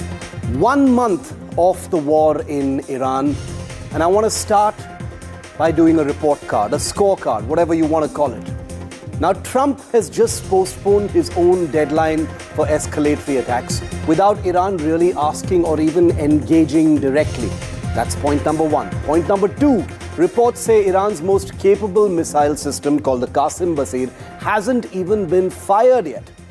Talks over the Strait of Hormuz are going nowhere. That's point number three. Iranian oil is finding even more buyers than before the war, ironically. Sanctions have been lifted as well, which nobody thought would have been possible. Iran's actions have hit the petrodollar globally. Now look at the alliance picture. There are visible cracks between Washington and the Gulf states over what should happen next, with some saying de-escalate and others saying finish the job. So there is no complete Gulf unity. The New York Times is reporting serious damage to 13 American military bases in the Gulf, with soldiers reportedly actually staying in hotels and working remotely. Did you ever think that could be possible? US air defense stocks have continued to deplete under Iran's much lower cost strike operations. Washington keeps announcing fresh deployments, proving that America has to expand muscle to get the job done, proving that Trump possibly underestimated Iran. Even he has admitted that he was surprised. Now let's come to the information battlefield. It's impossible to ignore because Iran seems to be winning the room over there as well. The AI video operations, especially the Lego AI series, have become the most compelling and shared pieces of propaganda in this war so far. And remember, we're talking about the United States. They are no strangers to this kind of thing. The constant stream of Iranian shoot-down claims, including now an F-18, forcing the Americans to constantly be in respond mode. They don't have the initiative anymore. They are constantly forced to deny, to explain, to fact-check. That's Iran setting the tempo. Quick disclaimer before I land this. Perceptionally, the underdog, which is Iran, always gets more credit for every punch that lands. And Iran, make no mistake, has been, in this last 1 month, absorbing enormous punishment. The damage is real and it is severe. There is no sugarcoating that. And here is the thing about a 1-month report card. Iran has not collapsed. It has not been coerced. The regime has not changed. It is not suing for peace on American terms. And on point after point after point, as you can see in this report card, it is the one calling the shots. That right there is the story of month one.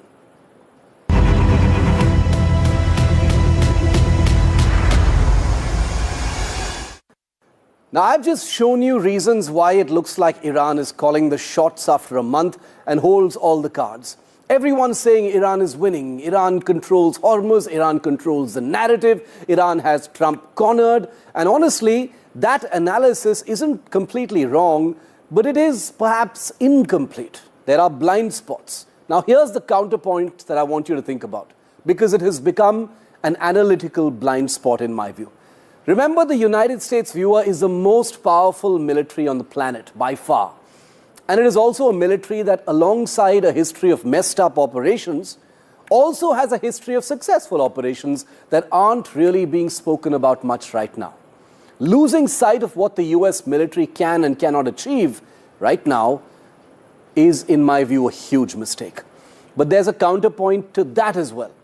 Overwhelming military might, plus a leader with zero constraints, does not guarantee the outcome you want on the timeline you want. Russia had all of that. Russia was supposed to take Ukraine's capital in 3 days since the beginning of that war in 2022. 3 days became 3 years, and as you know, it's still counting. So yes, Donald Trump can escalate, and he very well might be planning to do that. But the most important limiter of the war 1 month in on Trump right now is not whether he has the military muscle, which he clearly does. Nobody doubts America's military power. It is whether the Americans and Trump can absorb what happens to the American economy the moment this conflict spreads and Iran bombs every oil refinery or gas field in the Gulf. Oil at $140 and climbing, supply chains seizing up, inflation eating into the very vote base that Trump said he would make richer and promised no more wars, no more starting any conflicts. Iran knows very well that both these things are true. A fearsome American military that can achieve its aims if unleashed, even at great cost. But military might is not the same as political freedom. Hormuz is not just a military threat, it's an economic detonator pointed directly at Trump's domestic legacy. Never forget that. The story may still have a very sharp turn because there are still uncertainties and variables. But the variable that decides which direction, it's not missiles, it's still very much, overwhelmingly, the markets. And just a short while ago, I spoke to the editor-in-chief of The National, an English-language daily based in the United Arab Emirates. Here's my exclusive conversation with Mina Al-Oraibi.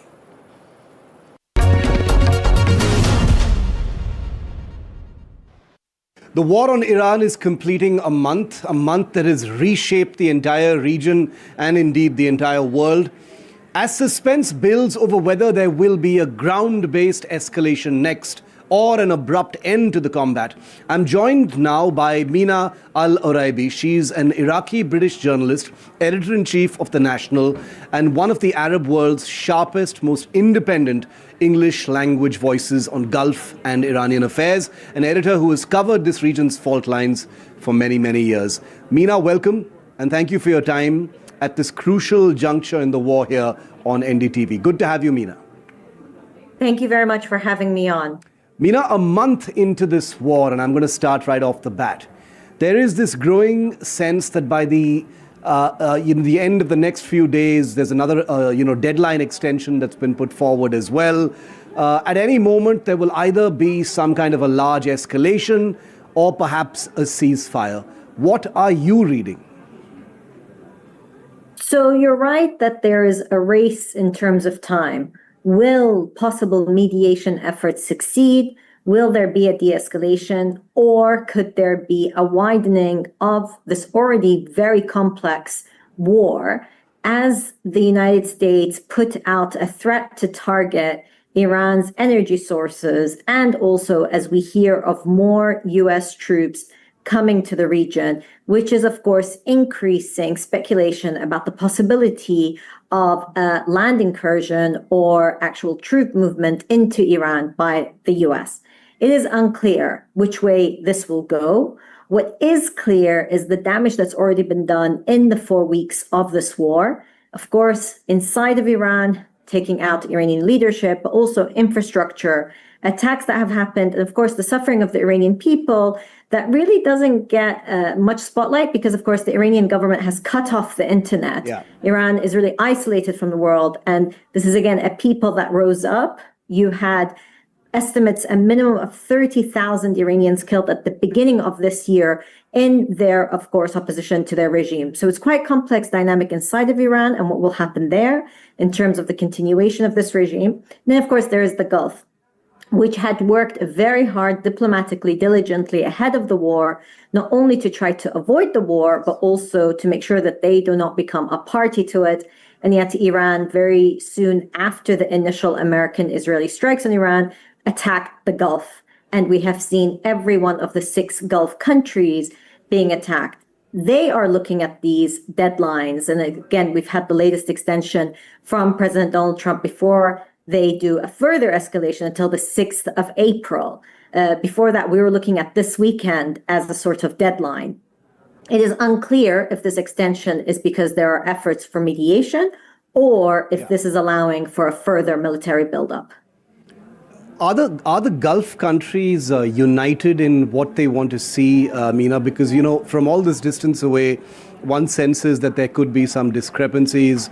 Saudi Arabia, some reports suggest, want the war to go on until there is a decisive outcome. The others, given the many attacks on infrastructure in all of these Gulf states, are very clear that they need to see a diplomatic outcome and not a military outcome. Could you comment on that? Sure. I think there is unity in the Gulf position on 3 key fundamentals. The first is that an attack on one Gulf country is being considered an attack on all Gulf countries. That was the position that was made clear when Doha was attacked last summer by Iran and Israel. So there really is a belief in that. An attack on one Gulf country, given the size and the historic and cultural ties and political ties between these countries, an attack on one of the 6 Gulf countries is an attack on all. That there's unity on that. There's also unity on wanting to see an end to destabilization and war in the region. So while you say some countries are advocating that you just can't have a ceasefire, you need to get some conclusive outcomes. We also heard that very clearly articulated by the UAE ambassador to the US, Yusuf Al-Arteba, in an op-ed that he published in the Wall Street Journal this week. And that's what we've been hearing privately from Gulf officials, that it can't just be a ceasefire and Iran maintains its ability to launch ballistic missiles and drones into the region without any accountability. So there's unity on wanting to make sure that an end to this war also is not just a ceasefire, it's a conclusive end that would allow for peace and stability to come back here. And the third point of unity between all GCC countries is that ultimately you need a political solution. You need a diplomatic solution. So while there are, of course, different varying points of view of how you get to that political solution, is it through mediation? Is it through direct talks? What role for the US and so forth? There might be discrepancy there. And in terms of how you get to that, there is unity in wanting a diplomatic solution at the end of this very difficult period. The biggest thing in front of us right now, Meena, appears to be, questions over whether there is going to be a ground operation. All indicators are that thousands of Marines and troops are being sent in. There are reports now that 10,000 more troops are going to be sent in for, about 20,000 American, mix of airborne divisions and troops being sent for a possible ground operation. How realistic do you think it is for a ground operation to happen? Because the analysis is that it could be anywhere from a limited operation to, the Karg Island being seized, and all of these have, of course, their own, repercussions. What do you think? Well, 20,000 troops is really not that much when you think about the rotations that would happen. If this was an operation on the ground, it would not wrap up in just a few weeks. It would go on for quite some time. So you would need more than that. So militarily speaking, is this the beginning of a very limited operation? You mentioned Karg Island. There have been other locations that have been spoken about of possibly having some sort of land operation that gives a foothold to Iranian opposition. It is unclear if that is the final decision. There's also the possibility that the US can consider some sort of military action inside of Iraq. Let's not forget that the US pulled out most of its troops from Iraq, but still has bases in Iraq, currently unoccupied in Baghdad and other parts of Iraqi territories, to the exception of the Kurdistan Regional Government, where there is an American base that has been attacked relentlessly by Iran and Iran-backed groups inside of Iraq. So there is also that possibility. Jordan, of course, also has had attacks come there, but you wouldn't need, 20,000 troops to come in and try to protect Jordan. There's certainly some activity, and there's also contingency planning of how this may go. So often when we hear of these troop buildups, we think that there is a very clear, direct plan. There may be. There may be also just the possibility of contingencies in case things are developing quickly on the ground inside of Iran, and there is that potential opportunity to go in either the Kurdish majority areas in Iran, or, as you said, Kharg Island. But again, 20,000 troops, while significant, is not enough to have a sustained land operation. Meena, I just wanted to explore the theme of Gulf unity and what their role is in just a little bit more detail, because the United Arab Emirates and Saudi Arabia have been known to have back channels to Tehran built over, many years of quiet diplomacy amidst all the tension. Are those channels, according to you, still active? Are they being used to pass messages that Washington cannot send directly? We're hearing about Egypt and Pakistan and Turkey. We aren't hearing so much about the UAE and Saudi when it comes to the messaging. Well, UAE and Saudi have both been attacked by Iran. Yeah. And so, of course, the role that they have played historically in terms of passing messages between the US and Iran at the moment has stopped as a function, because they are now getting the brunt of Iranian attacks.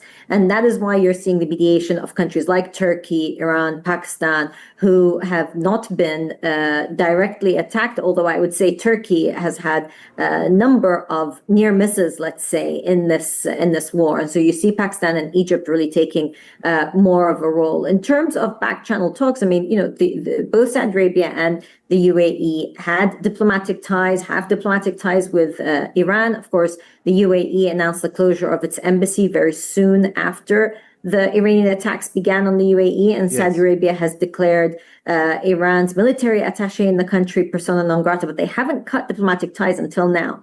Having said that, the communication, the mediation now is primarily through these third parties, and I would say for the time being, the UAE and Saudi Arabia's position is not to be the ones to try to speak to the Iranians through back channels, rather have these mediators. Just ahead of the war, of course, we had one of the UAE's most prominent diplomats, Minister Lana Nusayba, went to Tehran, met with the Iranian leadership to, again, convey messages to try to avoid this escalation. But of course, that was not heeded in the end. So they do have historic ties, as you said, but at the moment, it is primarily through these other countries that the talks are happening. I want to talk a little bit, Meena, about the perception that Iran, a month into this war, seems to be in a sort of dominant position. And I won't say that in militarily, but it is calling the shots and it is dictating the narrative in many ways, forcing America to extend deadlines, etc. We've also seen these 15-point peace proposals and, the way Iran has answered back and said, we don't want this unless these 5 conditions are met. And both these proposals, amazingly enough, or understandably enough, are completely miles apart. What do you think's going on here? Is there really a conversation here about conditions between both sides? I would challenge your premise about Iran calling the shots, because it depends what the war aims are. I mean, first of all, there is the reality of geography, and the fact that Iran can take the Strait of Hormuz hostage is because of, again, its geography. Correct. And the fact that it's able to threaten Bab el-Mandab is, again, due to geography and due to having proxy wars, which, of course, many Arab leaders, Gulf leaders had warned about from years, saying this would be a threat. And now, of course, we're seeing that come to light. I would say Iran, in terms of aims, seeing as from day one of the war, both the US and Israel came out speaking of regime change. And so the fact that the regime, so to speak, survives as a regime, despite the killing of many prominent leaders and assassinations that have happened, including, of course, the supreme leader of Iran, Ali Khamenei. Yes. The fact that the regime stays for Iran is seen as a win, that's survival. The U.S. is different, of course. For them, winning is forcing actual change and also really limiting Iran's nuclear capability. But there has been some incoherence in terms of what is America's aim from this war, and therefore what can they claim as being victory or not. So I would say that Iran at the moment is seen to have the upper hand because they've been able to survive. But it's been 4 weeks, which in some ways, of course, day to day feels very long, but in some ways is quite short in terms of military campaign. In terms of them being able to call the shots, Iran being able to call the shots, again, if you are willing to attack key infrastructure and willing to take the Strait of Hormuz hostage, then yes, it can be seen that way. But also the U.S. is postponing attacks, more coherent attacks on key infrastructure in Iran. It's not because they're not capable, as you rightly said, militarily they are capable, but it's about the fallout and the long term. And so I would say actually the extension of that the U.S. continues to announce is a way that the U.S. is using its bargaining power and its ability to try to come to a mediated conclusion, which is frankly what everybody in the region is calling for, in the Gulf region, wider Arab world is calling for, trying to come to a solution that is less destructive. And again, when we talk about destruction in Iran, one, it's bad for Iran, but it's also environmental destruction, the long-term repercussions of this has, and also when Iran, as it has continued to attack energy supplies, that is harmful for the countries here, but also the wider region. And I think it's important to note that Iran attacked energy infrastructure in Oman, in Qatar, in Bahrain, in Saudi Arabia, and the UAE and Kuwait before the threat of an attack on Khark Island happened. So I think it's important in terms of when we recall the details of this war, it wasn't like Iran wasn't going for energy infrastructure ahead of time.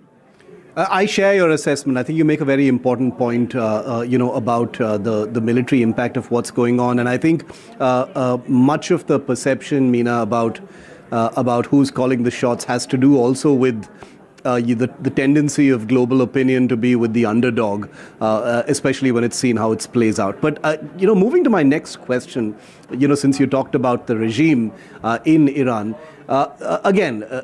we have some facts, but we don't have a lot because there's no internet in Iran. We don't see very much apart from the propaganda videos that come out. But in your view and according to your networks, who inside Iran is making these decisions? Does Washington know who they are talking to directly or indirectly? Does America have a fix on who's calling the shots inside Iran? So in terms of calling the shots, it was clear at the beginning that the Iranian regime had its own plans in terms of if there is a breakdown in direct, efficient and swift communication internally, then the command and control structure changes and local commanders in the IRGC and in the military have leeway to make their own decisions. And I think you saw that at the beginning. There was even some questions about why the attack on Oman, when Oman has clearly been very close to Iran. And so there were questions about that. Was this being a decision that was made at the very top, or was this part of a pre-plan that if there is an attack that is extensive on the leadership of the country, then they would go all out? So there's that element. Second, there were several days until there was the appointment of the new supreme leader. Of course, now it's been announced that Mujtaba Khamenei, the son of the previous supreme leader, has been named supreme leader. However, he has not been seen. No one has heard from him publicly. And so there's question marks about whether he is the ultimate decision maker and whether he is injured or in a state that perhaps he cannot be the one calling the main shots. The next most prominent person after that, of course, was Ali Rajani, who was also killed. He has also been replaced, but there are questions about how in control and in command his replacement is. The president traditionally in Iran does not make military final decisions. That's more in the hands of the IRGC. However, the president has been going out. And of course, there was also, to your point about who do you talk to, he initially came out a few days ago and said, we apologize to our neighbors. Within 24 hours, he retracted his apology. So clearly, there are questions about the coherence from within the regime, the fact that there have been so many changes and replacements at the very top. And also because of the security dynamic, there are talks of certain leaders not being in Tehran, being in Mashhad, others going to other cities inside of Iran and being very careful about their communications in order not to get targeted. So certainly, there are questions about whether the foreign minister, when he is speaking or mediating, is one capable of making decisions, and to who is really calling the shots within the dynamic. But ultimately, according to the structure in Iran, it would be the supreme leader. You know, Meena, something struck me about what you said, which is so crucial, which is that Iran had actually targeted some of those energy sites in the Gulf before this threat of power plants in Iran being targeted by Trump. And I think that goes to the core of my next question, which is that if there is an escalation now, whether it is Karg Island or a hit on power plants directly by Trump, or any kind of an additional escalation beyond this quote unquote pause that has come into effect, I think the one thing that almost definitely will happen is a more aggressive targeting of Gulf oil and gas and energy sites by Iran, which they've already done, like you rightly pointed out. How is the Gulf prepared for that? Because that is something, amidst all the uncertainties and variables, that seems to be reasonably the least that one should expect.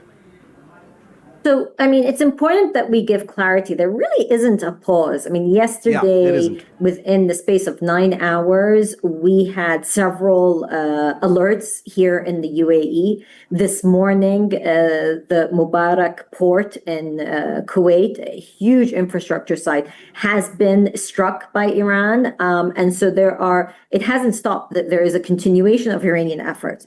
There's also a lack of known assessments of Iran's military capabilities. We hear different things, of course, from the Americans, from the Israelis, in terms of everything from rocket launchers to missile factories that are being targeted. So we're unsure how much Iran continues to have. It's clear that they have more drone capability than ballistic missiles. But again, in terms of numbers, it's unclear what their strategy was and whether they, if we look at the numbers in the first 2-3 days, the number of ballistic missile attacks on the Gulf was higher than, for example, 3 weeks down the line. And that is unclear if that's because their capability is being degraded by the Israeli and American bombing, or whether that is strategy for them to hold back so that they have longer term capability of attacking the Gulf and wider region.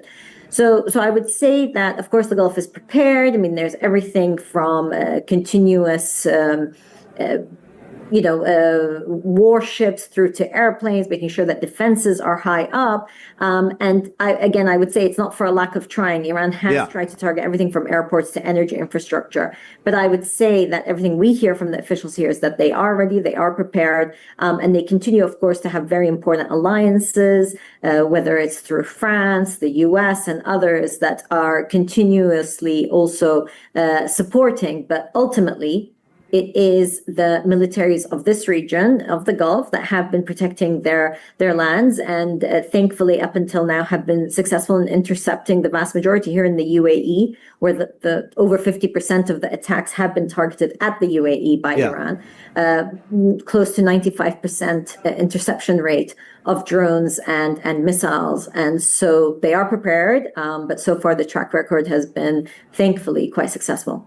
Final question then, Meena. Is there a version of this conflict that ends without regime change in Iran? And the reason I ask that is because that was the most specific aim of this war. I think everything else kind of rallied around this one aim, which was regime change and the people of Iran rising up and taking the power into their own hands.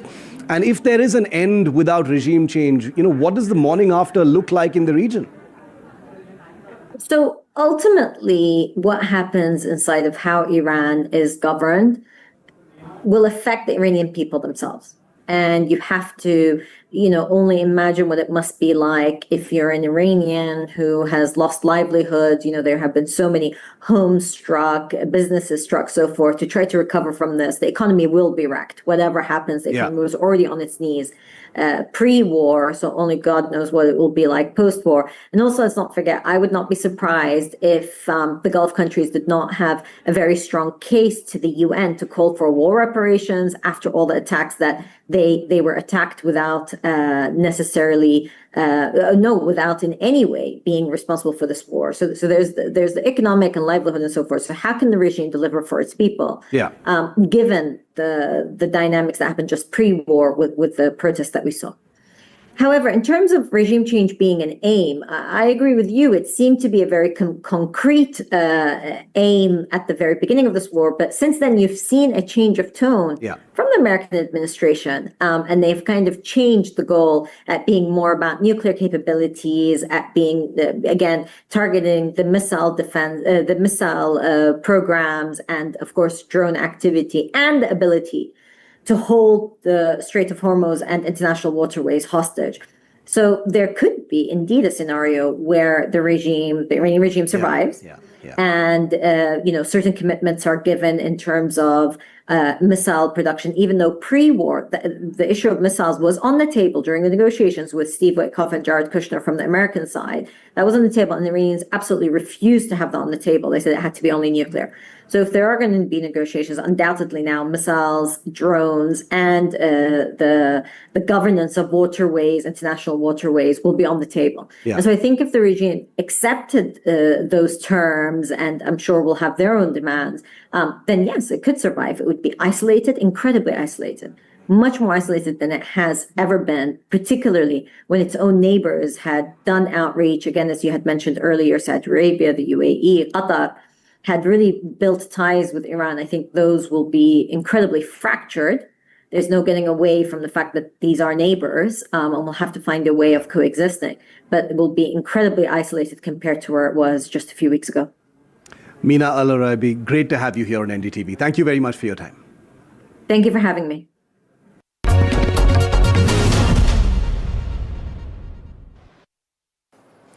And viewer, before I end, a very quick programming note. I almost didn't anchor tonight's show because of a rather stubborn eye infection, but I simply couldn't miss broadcasting today because I needed to tell you that tonight is the final time that India Matters plays at 8 p.m. because starting Monday, India Matters moves to its new home at 9 p.m. Same show, but at 9 p.m. instead of 8 p.m. So I'll see you at 9 on Monday night, right here on NDTV 24/7. See you then.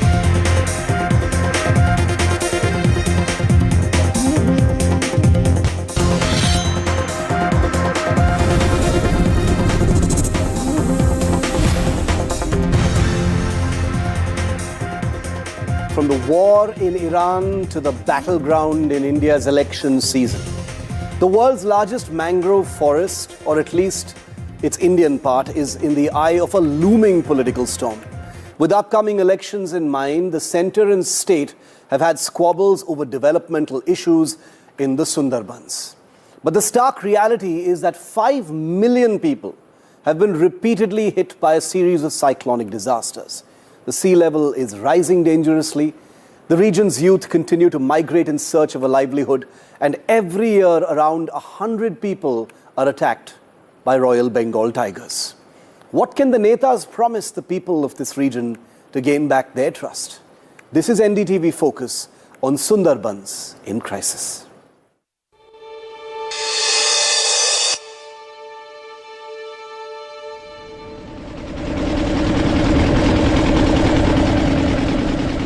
The term cyclone is said to have been coined in the city of Calcutta.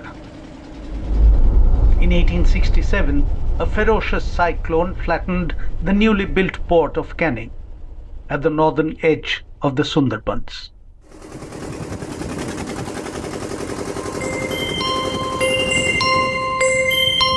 "150 years later, the forests, the delta, the people of Sundarbans face cataclysmic depredations.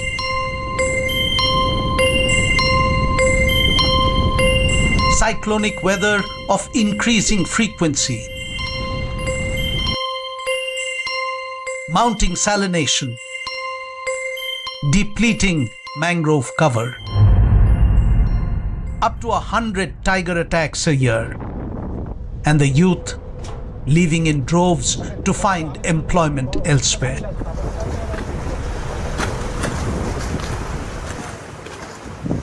Environmental stress, rising sea levels, and man-made decisions at the core of it all.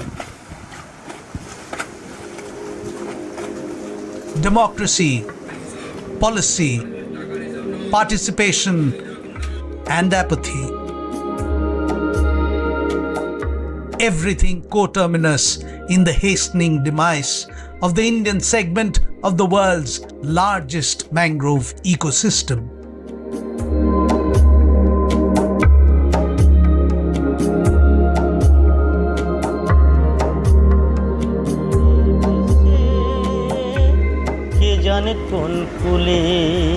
মনে মাঝি রে তোর খিয়াতে তুই দিলি রে পালে তুলে যাবি রে ভেসে জানে কোন কোলে যাবি রে ভেসে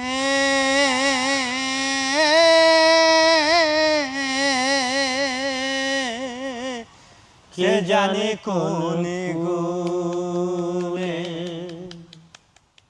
মানে পুরো নদীর সাইড বাস ছিল খুব ঘনবসতি, আর এখন সেই নদীর সাইডে একটা লোক বাস নেই, আর মানে মরুভূমি টাইপের খাকা খাকা করছে।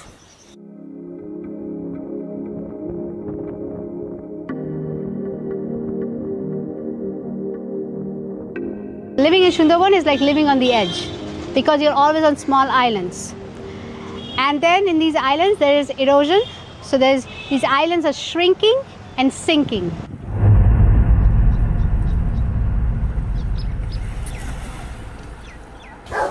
আমাদের দুই ঠাকুরদার জমি মিলে ধরুন 17 বিঘে 17.5 বিঘে জায়গা চলে গেছে, তারও উপরে।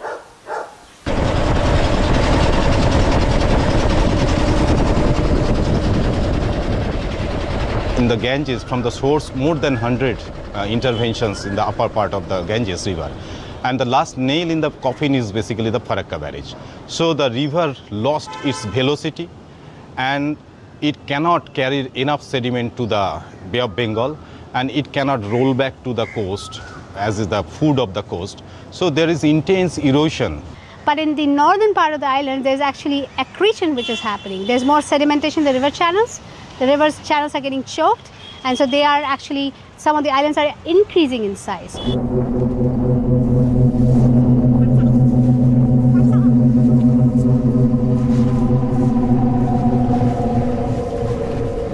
রিভার মজে গিয়ে প্রথম কথা সেটা গ্রাম হয়ে যাবে, এটা ভাবিনি, কোনোদিন দেখিনি, এখন দেখছি। আর কোনোদিন কোনো ক্যানেল রিভার হবে এটা ভাবিনি, যেটা হচ্ছে।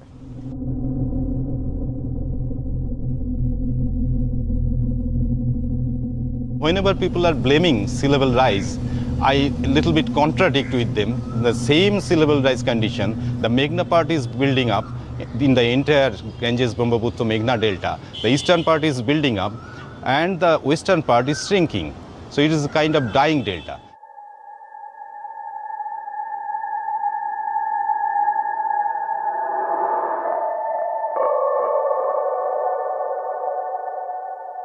টু 2009 থেকে যে স্টার্ট হয়েছে পর ফণি, বুলবুল, হুদহুদ, আমফান, ইয়াস, মানে লাগাতার একটার পর একটা ডিজাস্টার এরকম প্রতি বছর, এটা আমরা দেখিনি কিন্তু আগে।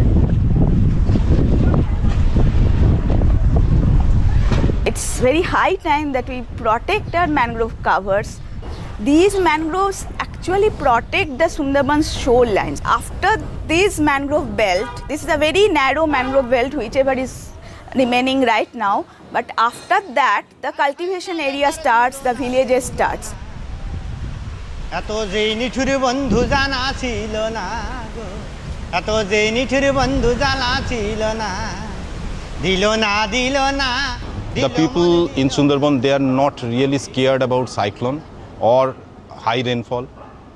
they are scared about the embankment breaching or overtopping of the saline water. If the saline water meets the agriculture field, they cannot really cultivate for 4 to 5 years. Okay, that happened after Ayla. Ayla was the most devastating one, and at least 65 areas were inundated, 65 GPs, Gram Panchayats.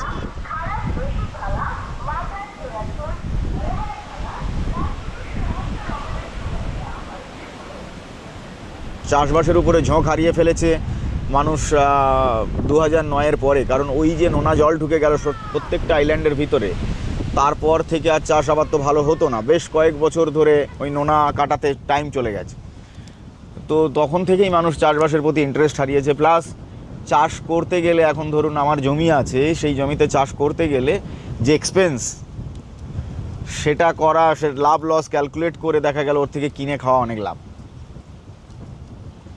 There are a lot of mediators within the system.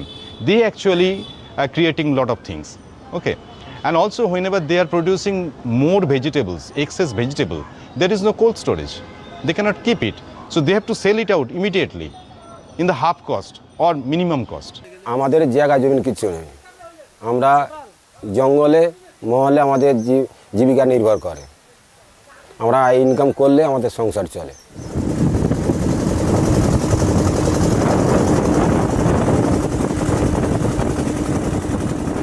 Sundarban, these rivers, they are actually treasures of aquatic treasures. You can find several of indigenous fish species there.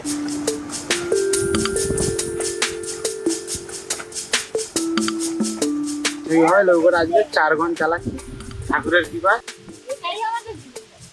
এইভাবেই সব ছেড়ে ছেড়ে এবার এই নৌকো জাল এইভাবেই চালাচ্ছি এখন ঠাকুরের কৃপায় চলছে।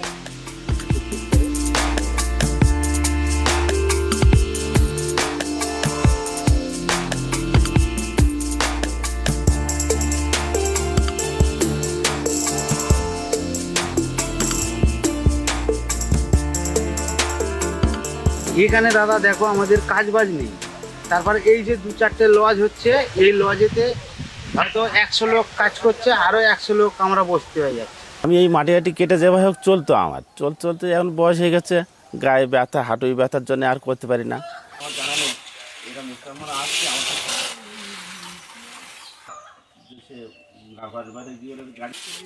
সমস্যাটা চলছে এখন এইভাবে চলছে, ভাজাভুজি তৈরি করে। ও অভাব ছিল প্রচণ্ড, বাচ্চা কাচ্চা ছোটো, তা কী করে খাবো, কি হবে চিন্তা ভাবনা করে তখন বললো চল কাঁকড়া ধরতে যাই জঙ্গলে। তখন সাহসী গেলে মাছ কাঁকড়া ধরতাম, বাচ্চা কাচ্চা এবার স্কুল পাশাস যাইতো, তারই উপরে চাল ডাল সব কিছু কেনাকাটা, ওনার তো জন মজুরি খাটতে পারতাম।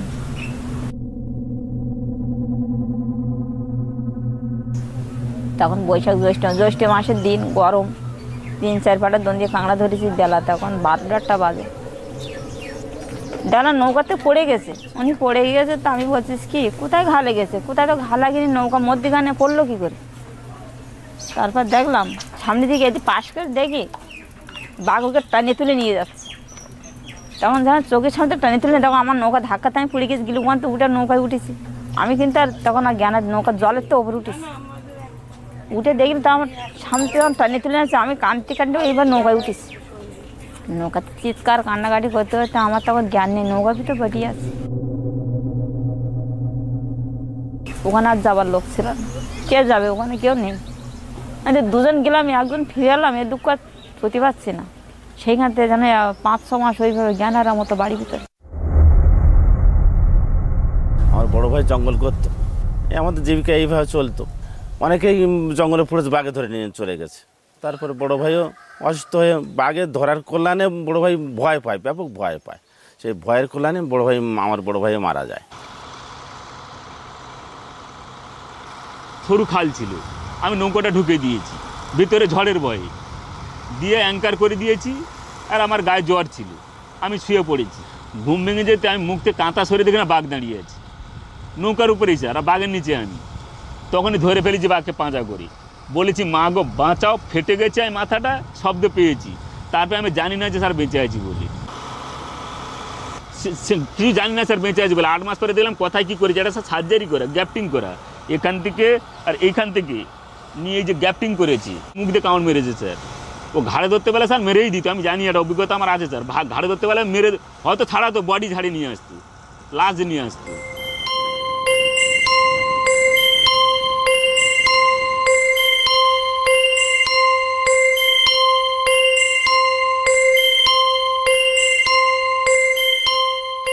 আমরা দুপুরে ভাত খাওয়া দাওয়ার পর আমরা নৌকোতে শুয়ে থাকি। যেই শুয়ে পড়েছি বাঘ কী করে এরকম ঢুকে যায়। ঘুরে যখন দেখি বাঘটা তখন নৌকোর উপরে উড়ে পড়েছে। হেই হাঁকা দাওড়া হচ্ছে প্রচুর, তখন আমার ঘুম ভেঙে গেছে। ঘুম মারার সঙ্গে সঙ্গে আমি কয়েকটা মেরেছি। মারার পর ওকে পাল্টি করে নিয়ে নদীতে পড়েছে। ও জলে পড়েছে, আমিও জলে পড়েছি। এই হাতটার কিছু নেই এসব। তখন এখানটা থেকে পিচকারি মেরে ওই অবধি রক্ত চলে যাচ্ছে আমার। যখন নদীতে পড়ে যায় তখন পুরো রক্তের আগে লাল হয়ে গেছে। তখন আমি তো লোক ডুব মেরে এ পাশে চলে এসে, আমার কাকা ভাবছে কি যখন লাল হয়ে আছে তখন আমি বলছি তা সব নিয়ে চলে গেল। মাথা টাথা সব নখের দাগ, এগুলো সব নখের দাগ আমার। তখন বাঘ ওকে খুঁজে পায়নি, ও তো জলে ডুবে গেছে। ও ফের রানিয়ে ঘুরে গেছিল, ফের যখন উঠেছে ফের আবার ছুটে এসছে। যা তো ছুটে এসে আমার কাছে ছিল ওরকম একটা লাঠি, ওর উপর লাফ কেটে গিয়ে মাথায় মেরেছি। মারার পর আঁক করে ওই ভাই শব্দ করে ওই ভাই ছুটে পালিয়েছে। সবাই যেন মরে যাবো। তারপরে ওখানটায় গোস্বা হাসপাতালে কিচ্ছু করতো না, কিছু তো করার মতো জায়গা নেই। ওই মানে খান্তি নেই, মানে কোনো রকম সেলাই মেরেছে, বলছে এখানে হবে না, তুমি কলকাতায় নিয়ে যাও। ওখানটা একটা মাস ছিলাম চিকিৎসা, আর এখনও চিকিৎসা চলছে সমানে।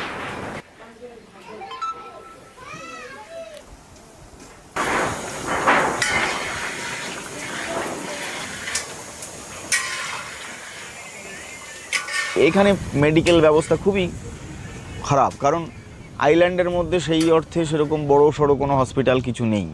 এখান দিয়ে বড় হসপিটাল পেতে গেলে আপনাকে মিনিমাম 40-45 কিলোমিটার যেতে হবে, এবং সেটা যেতে গেলেও খুব কষ্টসাধ্য, কারণ আপনাকে সবটা নদী ক্রস করে করে করে করে যেতে হবে।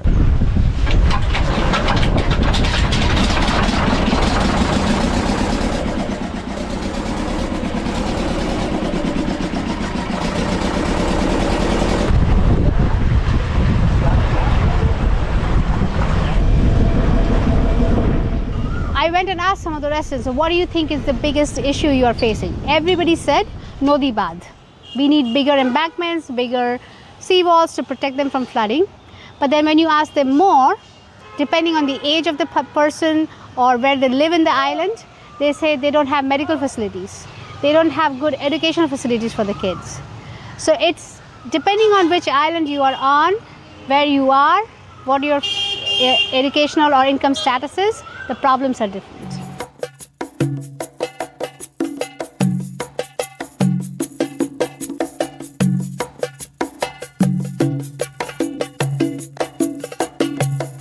আমাদের গ্রামাঞ্চলে তো কাজকর্ম অনেক কম, যাতে আমাদের এখন বাইরে চলে যেতে হয়, চেন্নাই, কোনো আন্দামান চলে যেতে হয়।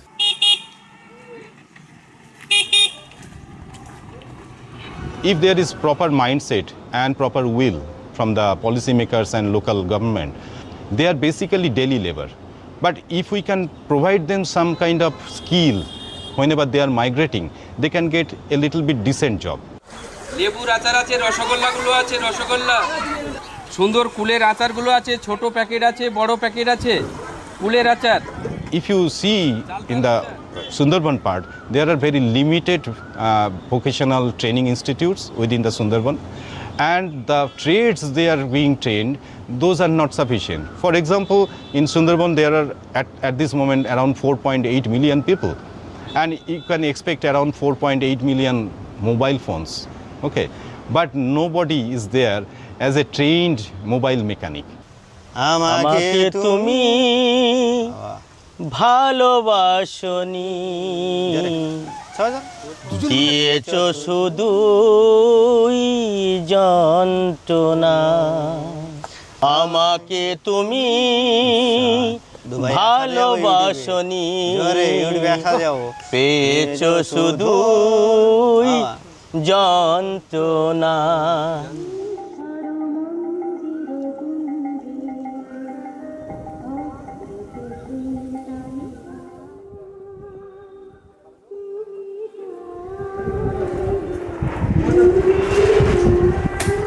Development is actually in terms of this forest and all these things. So if we want real development, we should have some kind of balance between the development and the biodiversity and the natural system. So we are not going for that kind of balance. We are actually destroying in terms of development. That's the major hindrance.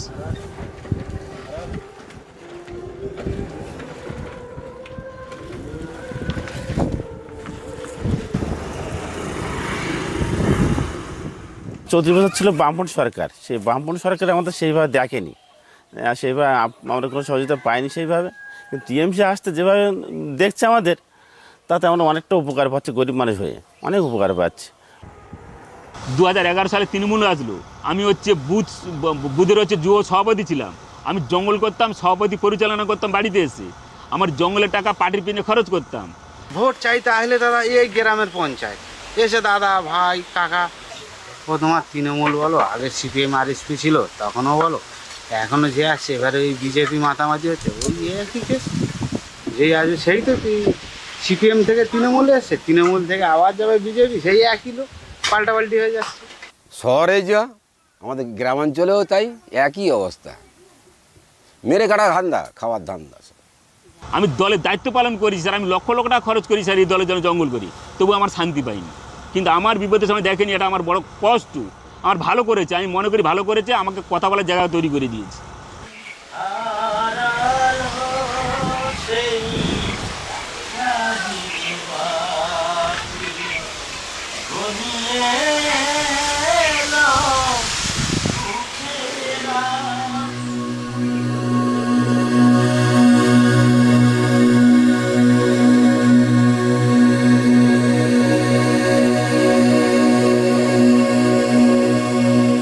এখনও পর্যন্ত আমি হয়তো চলে এসেছি জমি জায়গা বাড়ি ঘর ফেলে, এখনও একখানা ঘর আছে, ছোট বাংলা ঘর, যদিও মাতৃভূমি তো।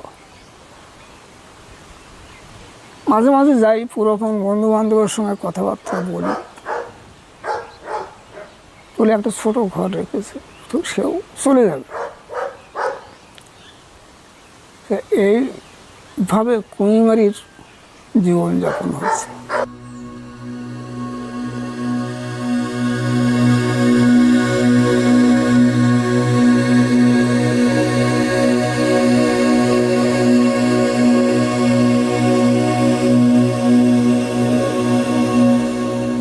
The center and state squabble over developmental issues in Sundarbans as 5 million people remember the series of disasters that they have been hit with in recent years.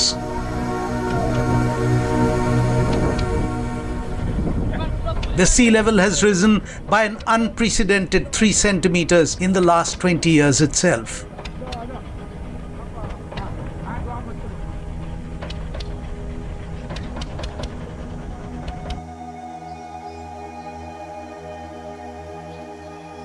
And the region's youth are streaming out to Kerala and Tamil Nadu in search of livelihood.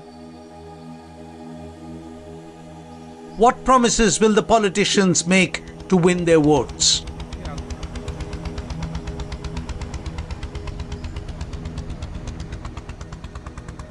What dreams will the polity plant in the hearts and minds of the people who too are the fauna of Sundarbans?